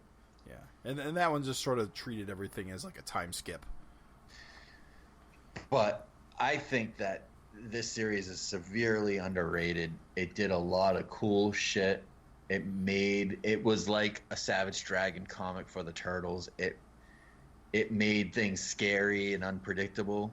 Yes, dude. I mean, the very first page is Donatello getting blown up. Well, the whole first issue, and we can get into it, is like a mind F when you first read it. And I remember reading it and being like, whoa, how did all this shit happen in issue 1? And was this your first Ninja Turtle comic book? No, I've had Mirage comics. I have like 20 or 30 different old Ninja Turtle comics. Okay. Because my first Ninja Turtle comic was Volume 4, number 1. Oh, no. I have like a bunch of the original stuff, and then it got really weird. Yeah.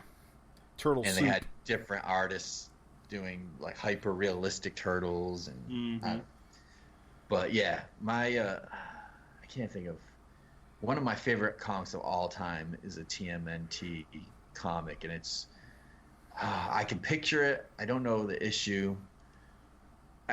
Well, I'll come back to it because I'll look it up while we discuss this, but it's one of my favorite comics of all time and got me into Ninja Turtles, and it's one of the lower numbered turtles when they're fighting like a Shredder that came back from the dead. But anyway. Okay. Yeah, because Shredder dies super early in the series. And he turns into like a bunch of maggot creatures and stuff. And infest a shark.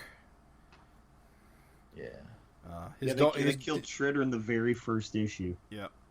His daughter does become a big deal later. In fact, I think she's in this series, but I'm not sure. Right. Well, no, because Raph eventually becomes leader of the Foot Clan. I guess I don't know. Guess we'll find out.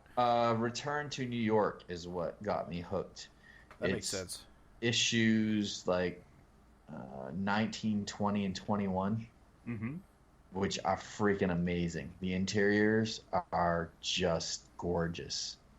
And my very first Ninja Turtle book was Return to New York Book 3, which is the third part of a 3-part series. But I flipped through that comic like a billion times. I still have this original comic that I bought, and I still will stop and look at it if I run across it in my collection. So anyway.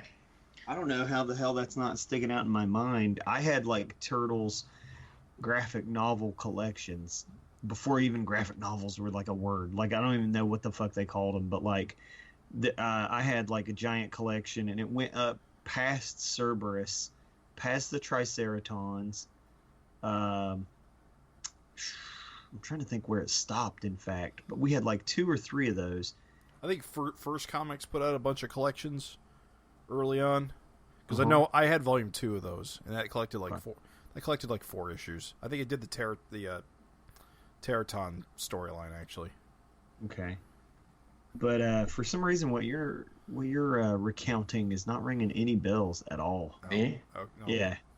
Yeah, it's not ringing. ringing. What Return to New York? Yeah, Return to Well, New that York. that was way late in the run of the of the original volume 1. That was like 19, 20, and 21. There was like a weird period, basically after the stuff that you're describing, where Laird and Eastman and Laird weren't really working on the book themselves. I think. No, it's Jim Lawson. Right, does amazing. Yeah. Lawson's so good. That's why Volume 4 is so good, because it's like all Lawson. Jim, are you familiar with the Return to New York storyline? I've got to read it. It's one of those runs that I just have not got to yet. Yeah, you gotta read it. Yeah, Jim Lawson's awesome. I wish he did more. But anyway, what was I trying to say? Oh yeah, Return to New York was like literally, I think, the return of Eastman and Laird being involved in the book after a short hiatus. Right. I believe so. I might be making that up. I don't know. And then after that, and then like a few more, there was some more issues after that, but then it goes to Volume 2, and then this series. Okay. The early Turtles comics are a tad convoluted in their numbering, because there were a couple of spin-offs. Not every issue is made by Eastman and Laird, and so some of them aren't considered like well, they are part of the series, but some people don't care about them because they're not made by the creators. Right. Stuff like that. And, of course, the TV show was blowing up. And then, of course, the Archie series started sometime in, like, 1990, 89. And that series ran forever. But it is important to recount, like, to put this series in a time capsule. I remember when this came out, like, the vibe was not good. People were not happy. And, like, what was funny is that even though I kind of thought it, I was like, wow, man, these guys are going fucking crazy with Ninja Turtles. Like, I just wasn't buying, like, comics. I didn't have a comic store near me. But, like, you know, with Wizard, you kind of knew what was going on anyway. Right. And it was like, oh, you know, Cyborg Donatello, you know, Shredder, or Splinter's a bat, and fucking Casey Jones, Raphael running the Foot Clan, and it's like, what in the hell? And so it always seemed awesome, but I remember, dude, like, fucking people were pissed. And also, too, when this hit, just to put it in a time capsule, you know, now, of course, Ninja Turtles is on its, like, 18th iteration. Like, there's a million different versions of Ninja Turtles. Right. Yeah. And back when this hit, like... This was it. Yeah, experimenting with Ninja Turtles wasn't really even a thing. That's I'm not going to say that's not true. Not like this much, though, dude. They're like like you said, panel 1, he's getting his fucking shell blown apart. That would have flipped somebody's fucking mind. But original Turtles was like this. At least not to the Turtles themselves, but it was fairly violent. I don't mean the violence. I mean the mutilating turtles. Like, that's different a lot. Yeah. That was... But the original volume, though, had, like, really crazy shit. Like, another Teenage Mutant Ninja Turtle comic I had that blew my mind from the original volume was number 35, And if you guys get a chance, it came out in '91, and it was like, what if the turtles looked hyper realistic? So they actually look gruesome, kind of.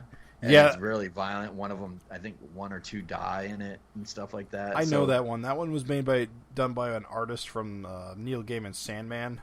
I think. I think it was called. I have the collection, but I don't know the name. It's Soul's Withering or something. That's it. Soul something. Anyway, but I get what you're saying, Raven. I mean, they did. There's a whole bunch in that first volume. I think, Jim, correct me if I'm wrong, that they kind of Soul's Winner disregard those too because it got really weird and like it's not part of like the right. It's his own thing. Yeah. Oh, I mean, I remember like the original Turtles, like they were fucking time traveling and like, you know, meeting Triceratops aliens, and like if you think about how fucking crazy it really is, like it's awesome.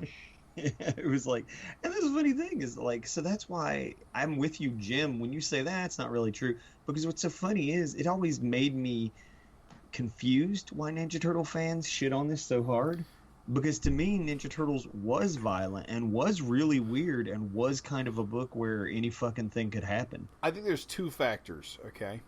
One is the year it came out. 1996 was the bubble year. I think by 1996, there was a certain segment of the comic reading public that was kind of over early 90s edginess. And this kind of continues that trend of the violence and the cyborgs and the what have you. The other thing is, a lot of people are used to the cartoon Turtles at this point. Yeah, or the Archie Turtles, too. Or the Archie Turtles. Comic Turtles is not on a lot of people's radar. So they see this book, and they see their beloved cartoon characters getting mutilated. That might, trigger a reaction. That's true, because I think, oh man, what a fucking, like, unearthed memory. But I feel like I remember someone criticizing the fact that they even had all red bandanas. Exactly. If they're criticizing that means they don't know shit about the comic Turtles. Yep. I feel like that's a memory that I had where somebody's like, oh, why would they go back to that? Blah, blah, blah, blah, blah. Yeah. Okay. Yeah. Wow. All right. Fucking idiots. And the fact that they have red bandanas is why this is a continuation of the original Turtles, because almost always the spin-off versions get the colored bandanas as just like a matter of course. But when they have red bandanas, you know they're the real deal. How are the kids gonna tell them apart? What if they switch weapons? Well, to be honest, I get the impression that the maiming has something to do with telling them apart. That's what he said. He said in an interview. He said his first priority was to make each turtle distinct visually. See, on the one hand, I get why he did that, and I get why he wanted to do that. On the other hand, Peter Laird once explained, it's actually real simple to tell them apart. It's the weapon they're holding. That is literally all you need to know who they are. If the artist is doing it right, you see if the one carrying the sword is Leonardo, the one carrying size is Raphael, the one carrying the stick is Donnie, and the one with the nunchucks is Mikey. That's all you need. And that's why they work in black and white. Because turtles are supposed to be black and white, in this reader's opinion. I like your end cap there. In this reader's opinion.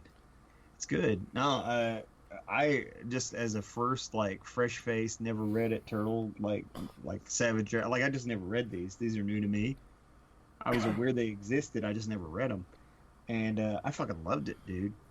I loved it. It was like original Ninja Turtles by Larson. That's how it felt. Like again, I kind of popped the cork on this too early in the FINcast, but there's some creative teams that have just been in Savage Dragon so much that I get strong Larson vibes when I read their work. And even look at page 2. Well, he was an editor too, so I'm sure he had some influence on. Well, yeah, he is series editor, I believe, for this. So he is. Yeah. He basically, I don't know if he came up with the general framework, or just told him this is what I want you to do. Have at it. I don't know. We'd have to actually talk to him about his role. I'm sure he had, knowing how he's been in the past with stuff, I'm sure he's had some kind of input. Even these sound effects though, like even the like when like he's getting shot at, it's like bracka bracka bracka brack, like the birthday hat, like blam blam blam. Well, it's Chris Eliopoulos, so yeah, yep. It's very Dragon feel. I mean, it's all highbrow, in-house. Larson, Frank Fosco and Gary Carlson are all, in the same school that Larson kind of grew up through. It's very, and of course, Gary and Frank have worked on Savage Dragon stuff. And it's all under the eye of Larson, so it's definitely got the feel through it. Big time. If you're a fan of Savage Dragon, and with all the characters involved, you can't tell me that Eric didn't have a say on, how Mako would talk or at least give approval. It makes it very Dragon-esque. So Dragon-esque, dude. This is fantastic for me because it's like Ninja Turtles through a Savage Dragon lens. Like, it's fucking awesome, dude. Well, and as you read on and new issues come in, at the time it was tying in directly with Dragon. Yep. You eventually get Horridus and Vanguard, and Michelangelo and Horridus have a relationship. It's pretty cool. Oh, I can't wait. Again, we're not going to talk about it, but I did get up to issue 3.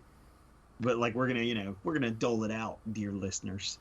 But yeah, full time somehow. Mako on the cover.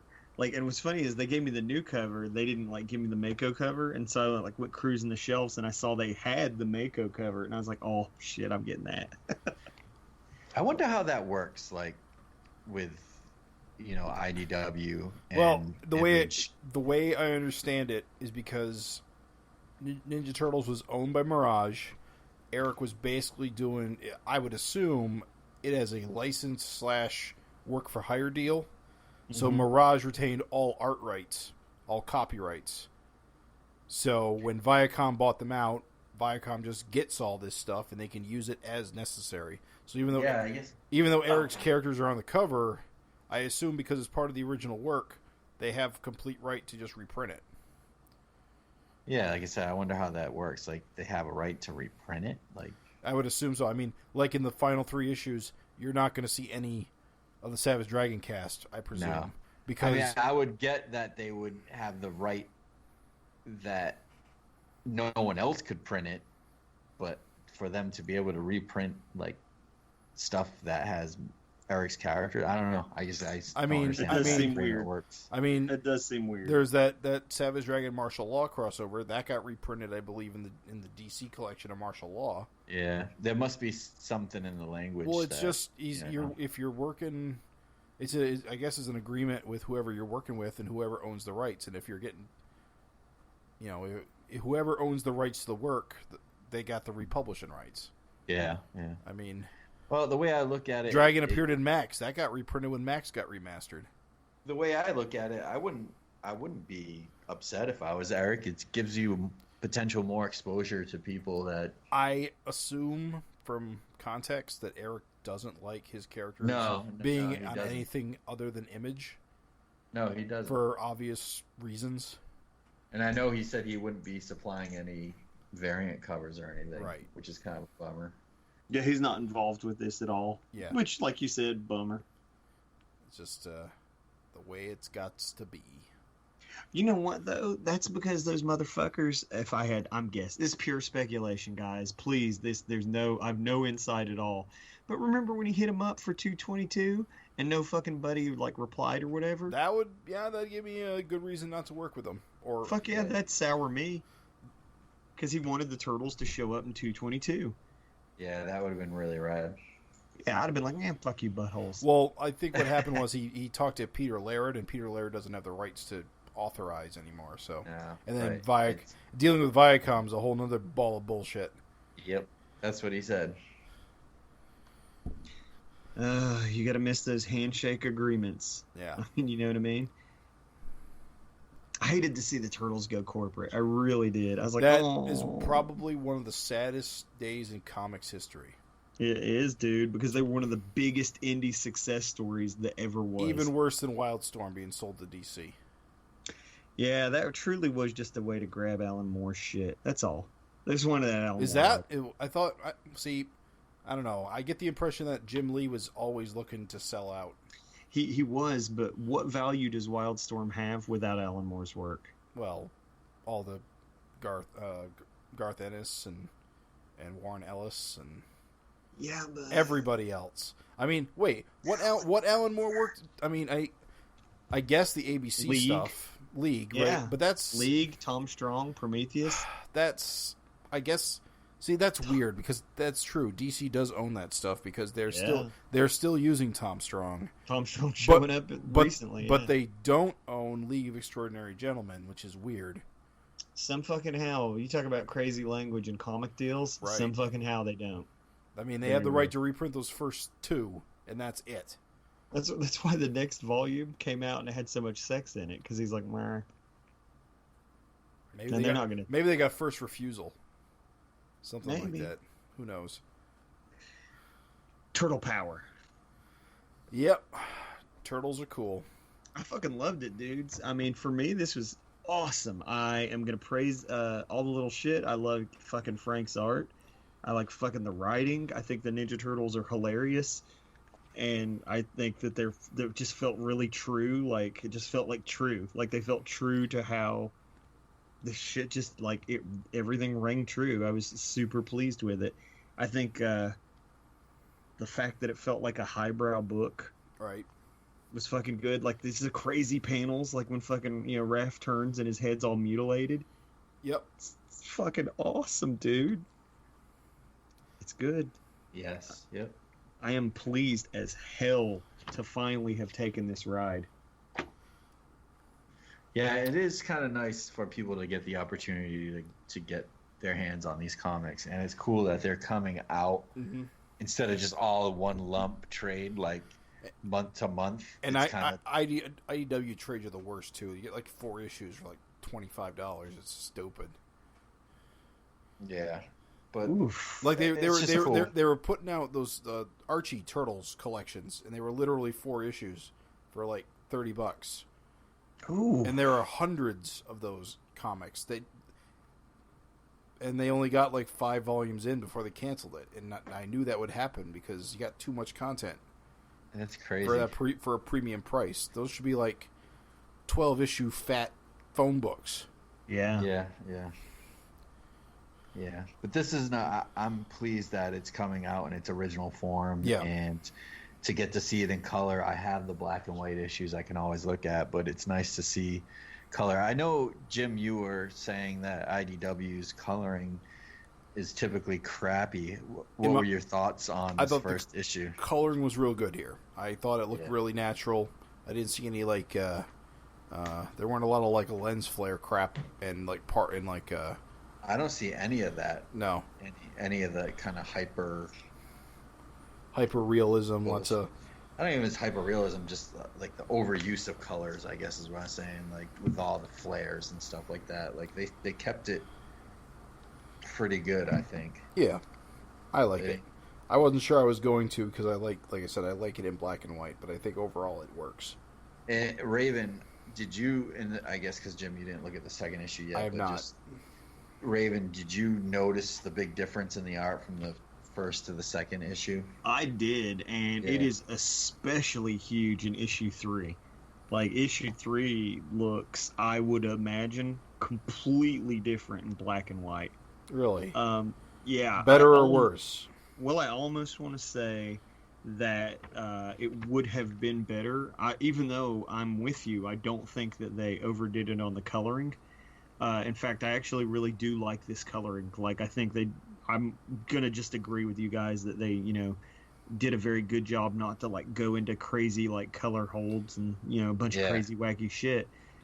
That being said, I would like to see this in black and white at some point, just in a form I can own, because this issue 3, especially some of the things with Mako towards the end, I'm like, oh, that would have looked better in black and white. I got a question for those who read it in black and white. How did they do the astral projection in black and white? Because I'm looking at it and I'm realizing they must have like completely recolored it from line work. The Like- astral, like the light blue Yeah. projection. I'll have to go back and look at it. I can tell you on the next FinCast. Sure. But, When we talk about the issue. I don't think it was that jarring at all. But I don't recall. Okay. I'll look it up. I'll take it out of my bin, but I think it was probably just like a thin pencil Yeah. with like no shading or anything like that. But I have to look it up. But I do Raven issue 3. So the cool thing about the black and white in this series, and I have some of the original art from this series, Oh, nice. is that a lot of it is set at night. So there's a lot of that Frank Miller-esque like shadow play and stuff like that. Very much, I got that. Yeah, and a lot of like panels are just like the outline of the turtles, where you could just see like their headbands, and everything else is kind of black. Yep. Except for like their weapons and stuff like that, which Mm-hmm. I thought they did a good job with the coloring in 3 to still make it effective, Mm-hmm. because it's a lot of night scenes. Oh yeah. But I think I don't think it's screwing anything up. I think the color it's nice. I mean, the black and white looks cool too, but it is nice to finally see these in color. But anyway, I'm not going to talk about 3 anymore, because we will get to that point. But you can see, I just want to make it a point, so anyone that's reading issue 2 or 3, you can see the difference between 1 that was inked for color and then 2 and 3, which We're not. was really inked for black and white. They still made it's it work. a big difference. And I thought it was more jarring in 2, from 1 to 2, and I thought that the art looks better in 3 than issue 2. Yeah, it does. And what's funny is, even for a colorist, like if you're coloring work that was meant to be black and white, you're presented with an entirely different set of challenges. Because then you got to like try and like, do you fight what they have going on, or do you like we start getting to things like Jim said, like with the astral projection, like then you've got like some pretty weird choices to make. Yeah. So, but no, I'm pleased. I'm just going to say I am pleased. I did notice the difference immediately, but I'm with you. I think it does improve. I assume it's just less open, so it's a bit darker. Like Craig said, just they're leaning in. He leans into a lot more Sin City stuff, Right. like to where it's like silhouettes. If I recall, the black and white turtles, like the paper is more like paper, like news. They also so the first issue was like glossy stock. I don't know if the first issue is glossy stock, but from what I recall, and again, I'll go pull out my old issues for the next FinCast, but it's all like paper stock. Ow. It's not glossy. But the one thing I will say, like that color, things that are more effective in color are like Raphael's scarring is really gruesome with like the pink coloring. Yeah. You know, when you compare it to his green skin.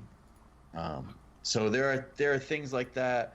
There are things in black and white details that you lose that you can see that pop more in color. So it's kind of cool to see, like I say, go back and forth and see the differences. But still holds up, I think. Some of the dialogue's a little quirky and 90s-ish type stuff. I love it. Dude. I was going to hold it for like the issues where it really hits. Yeah. But like they dropped some references where I just laughed. I laughed out loud. Like when he's on the fucking internet, he's like, "Did you find it?" "No, but I got a lot of pictures of Terry Hatcher." Yeah. I was like, Terry Hatcher. Yeah. Wow. Terry Hatcher. It's crazy. It's good, dude. It's good. And even like he said, like the dialogue, he's like, he's gonna get on the computer. He's gonna get on the internet on the computer. And it's like, it's just funny because it's like, you wouldn't need that nowadays. Right. I thought, looking at a lot of the lettering of Chris E, it's kind of cool. It pops in color like that. It looked good in black and white too. The one panel that looks really cool is when Raphael gets his face blasted, and the color just adds. to that. That's towards the end when the cyborg head explodes. That looks neat as shit. Oh yeah. Where they do the color hold. Yeah. Where like that the looks pretty cool. But yeah, it's so much happened in this issue. I think one thing is kind of like a '90s throwback is, well, I shouldn't say throwback because this is from the '90s, but like the cliche is all the skimpy like women ninja outfits. I'm not sure that they would make that choice nowadays, but no, they wouldn't, and it's hilarious because like even the way the turtles are talking, and I get they're teenagers, like oh that babe, oh she was a sexy babe, what a skimpy dress, oh, and I was like babes, and I know they wouldn't. Maybe they would. I mean, they are teenagers, but still, I don't feel hilarious. It's just a sign of the times there. Yeah, definitely. But it's cool. I look forward to talking about the future issues. This is a fun series. I'm excited. For me personally, I know this is just I've said before on past FINcast, but kind of like when Eric was on Supreme with Corey, or when he was doing those Spawn issues, like just anytime I can get like even just an extra dose of that Larson vibe in my monthly comic pool, I'm fucking all for it. So. Yeah, definitely. And I like seeing what new take Frank's gonna take on his cover. So I'm actually getting both covers because I'm a nerd like that. But I enjoy seeing, this is what would Frank do if he was drawing the covers? Because a lot of these first, I don't know if all of them, but at least most of, I think it's just like the first 5 or 6 Eric drew the covers or inked them. But I think he totally drew the first 3 at least. And then the rest, I think Frank at least drew and he inked. So it's kind of cool to see what Frank would do on his own. It's very awesome. I'm actually super duper happy they're doing this. This is cool. I didn't think I was going to dig it as much as I actually am. Like, I actually had middling expectations. Like, I'm not going to say I was, like, low expectations, because I was kind of, like, super hype on it. But I just knew, I was thinking, it's an old series. Like, how exciting can it really be? But it's tight. I'm super loving every. Again, we're not going to talk about it, but I read all 3 issues, and I just devoured them. I was like, oh, I just kept flipping and flipping. It's so good, so good. Jim, I feel like we didn't get your what's the Jim impression? What? This is pretty cool. I like this series. I enjoy it quite a lot, fellow teenagers. How do you do, fellow young people? I like it. I only read the first issue, and I thought overall, for a Turtle series with a finite run, I think it's going to be pretty good. Pretty good. So, I'm a big fan of guessing and predictions. What do you fellas think will be the take? On what, Turtles? Well, yeah. We talked at length about how it was received initially. What do you think's going to come out? How do you think this is going to come out on the other end these days? Well, I'm of 2 minds. One, it's still a niche product. I don't think it's going to reach a wide audience just because of what it is. Sure. Best I can tell, it's getting relatively positive reviews from those who do review it. So I think as a relic of another time, I think it's being relatively well received. Good. I think it's in a better place. I think it generally might be more, just because it's not the quote unquote real Ninja Turtles. I think it's going to get better received now. Because in a lot of ways, the real Turtles to a lot of people is the IDW series, that version. So this version is just an alternate take, and so people can accept that better. I think people want to check it out. I think the single issues are so cost prohibitive now, and they only did the trade in the first 5 or 6 issues. Yeah, it's just if you're a fan of Ninja Turtles, it's just you want to get your hands on it. I also think if you're one of those, because it's funny, you always hear about it like on internet, like videos and podcasts. Oh, when Turtles first came out, they were actually super violent, and everybody's like, always like, wow. And it's like, if you want something that is like a chance to see super violent Turtles without having to go back to that very first like origin story and all that stuff, Right. like, this is good. This is good. It goes back to it. It's good. Yeah, definitely. I think it's got like a there's a lot of people curious about it too. That it's been kind of hyped up because it's so polarizing. I'm excited, man. I really hope, just as a person who was new to it and had no prior expectations or whatever, I fucking super liked it. I highly recommend it. And definitely, if you like Savage Dragon, check it out. Yeah. Because Dragon's in issue 10, for sure. Vanguard's in 11. So, you get those bits and pieces coming up. Yep. 100% recommend.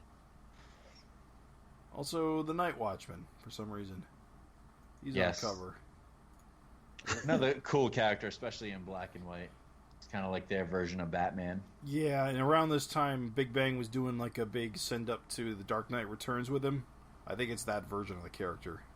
I was going to say, is this the Baker Night Watchman? Yes, it is. Except it's It's the grittier '90s version. The grittier '90s version, yes, because that's how Awesome. Big Bang Comics rolls. It's like the Frank Miller version. Right. I can't wait. I'm super excited. Sweet. So, should we wrap this up? Let's wrap it up. I did not get the solicitation for the next issue, Raven. I'm sorry. That's okay, because I did. Savage Dragon 236, Kids Night Out. In their first ever adventure, Malcolm Dragon's kids chase down a deadly threat on their own. But the menace they face is no ordinary foe. It's the latest addition to the Dragon family, unleashed against an unsuspecting populace. And we have it on pretty high.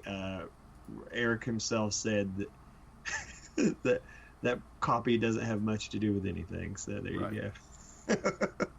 Speaking of families fighting monsters, either you guys see Incredibles 2 yet? I didn't. Okay. No, is it good? Yeah, it's fine. It's fine. I will say I am keen to check it out.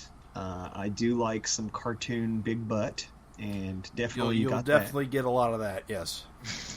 I'm down. I knew I would. And also, I'm a fan of Bob Odenkirk, however he appears. And the fact that... Who's Bob Odenkirk? Better Call Saul. Yeah. Wait, which character is he? He's the lawyer type guy. No, I know Better Call Saul. It's time to bring superheroes back. Oh, that guy. Oh, I didn't know that was him. It's Bob Odenkirk. Yeah, basically, it's crazy that you don't know that's him, because basically they put him in the cartoon. like I looked at the art and I was just like, wow, they just drew a cartoon of Bob Odenkirk. That they didn't make a new character. Really interesting. He just fucking looks just. I never watched Breaking Bad, so. Oh, I never had a reason to watch Better Call Saul. If you imagine that character from Incredibles as a awful lawyer, a scummy lawyer for the world's greatest meth dealer, then yeah, there you go. That's it. Kind of like Incredibles 3, almost. You go back, watch Breaking Bad and Better Call Saul, and just imagine Mr. Incredibles just out there in the world fighting crime, and you got it. I got you. So it's Odenkirk, yeah. I didn't see it though, dude. Is it good? Well, you watched it. What, Incredibles 2? Yeah. How are you feeling? It's fine. I mean, it was. That's not a good endorsement. Well, it's not. In my opinion, it's not better than the first one. Nothing was going to be. Too much time has passed. Yeah, there's that. And, yeah, I mean, it's fine. It's good. It's excellent, really. It's really one of the best movies of the year, but it's hard to be really excited about it because in a lot of ways, it's just the first movie again. Except now it's Helen as the main character. That's almost what Pixar does. Yeah. Though, with Star Wars. sequels. That said, there's a lot of good stuff with the kids. Mm-hmm. And it is a good movie. I recommend seeing it in a theater. Cartoon. How many cartoon butts does it get out of 10? Well, 9.5. I liked it. There was a half-ass. Half-assed. 9 and a half-ass. Good. It's good. I haven't seen shit for movies, dude. I'd be like, I'd be like, hey guys, have you seen that cool YouTube video? Pitiful. I can't remember the last time I went out to the movie. Avengers. That was the last time I saw a movie. Oh God, Jesus. Yeah, pitiful, dude. I know. So, to be honest, you haven't missed much. I mean, it's just been Solo and other. Ant-Man and the Wasp. Like, I like the Infinity War. Was that the one you saw last one? Yeah, yeah. Avengers. Yeah. Oh, I didn't mean the original Avengers. Good lord. Oh yeah, Ant-Man and Wasp comes out. I kind of want to see that. It looks good, doesn't it? It's supposed to tie in a lot. The first one didn't really grab me, but for some reason that second one's kind of looking interesting. Did you go see Han Solo? I didn't. I did. That movie, I've liked every Star Wars movie but that one. That movie Really? is. Did you see it? Even episode 1? Yeah. No. It was okay. I meant Disney Star Wars movies. Oh, You know what? okay. Now that The Last Jedi is on Netflix, I've lightened up on it a little bit. It's my after favorite a Star couple Wars of viewings. movie. Oh, Jim. Last Jedi, absolutely, it's the best one. You like the blue space cum, Luke? Yeah, pretty much. You like Mary Poppins Leia? Yeah, makes complete sense. Do you like it just because She force pulled herself. How do you think that fucking works? It's just the reverse of pulling the lightsaber. Wait a minute, hold She's on. never even given a hint that she has Jedi powers. It's been 40 fucking years. Do you just like it because a lot of neckbeards hate it? I like it because it subverts every expectation you have going into that movie. Does it? And that's a movie. And that's the movie I want to watch. Is the movie that doesn't play it safe. But they've reduced like Luke to Empire Strikes Back. I think they clowned Luke so hard, dude. I can't get down with that. Luke, For me, Luke has never. This is a whole discussion for another time. But that is exactly we're having it now. that is exactly the You destroyed path. Luke's arc. What does it take away from Luke? He's lame. He's a blue cum drinker. Luke has I like- always been lame. That is Luke's deal. He's fucking lame. He became not lame. In what way was he not lame? He killed the goddamn emperor. No, he didn't. Vader did Basically, it. Vader he was did there. it. Vader He was killed there. the Empire. He helped. Luke failed at his mission at the end. He turned to anger in these last moments. He fucking failed as a Jedi. That's the whole point. I saw some awesome meme. It was like, oh, I think I can save my father, like Darth Vader. And then it showed like Ben Solo. Oh, this kid's having a bad dream. Let's cut his head off. Luke Skywalker does everything he's not supposed to do and fucking fails at the end. The only Drank reason blue milk from a titty.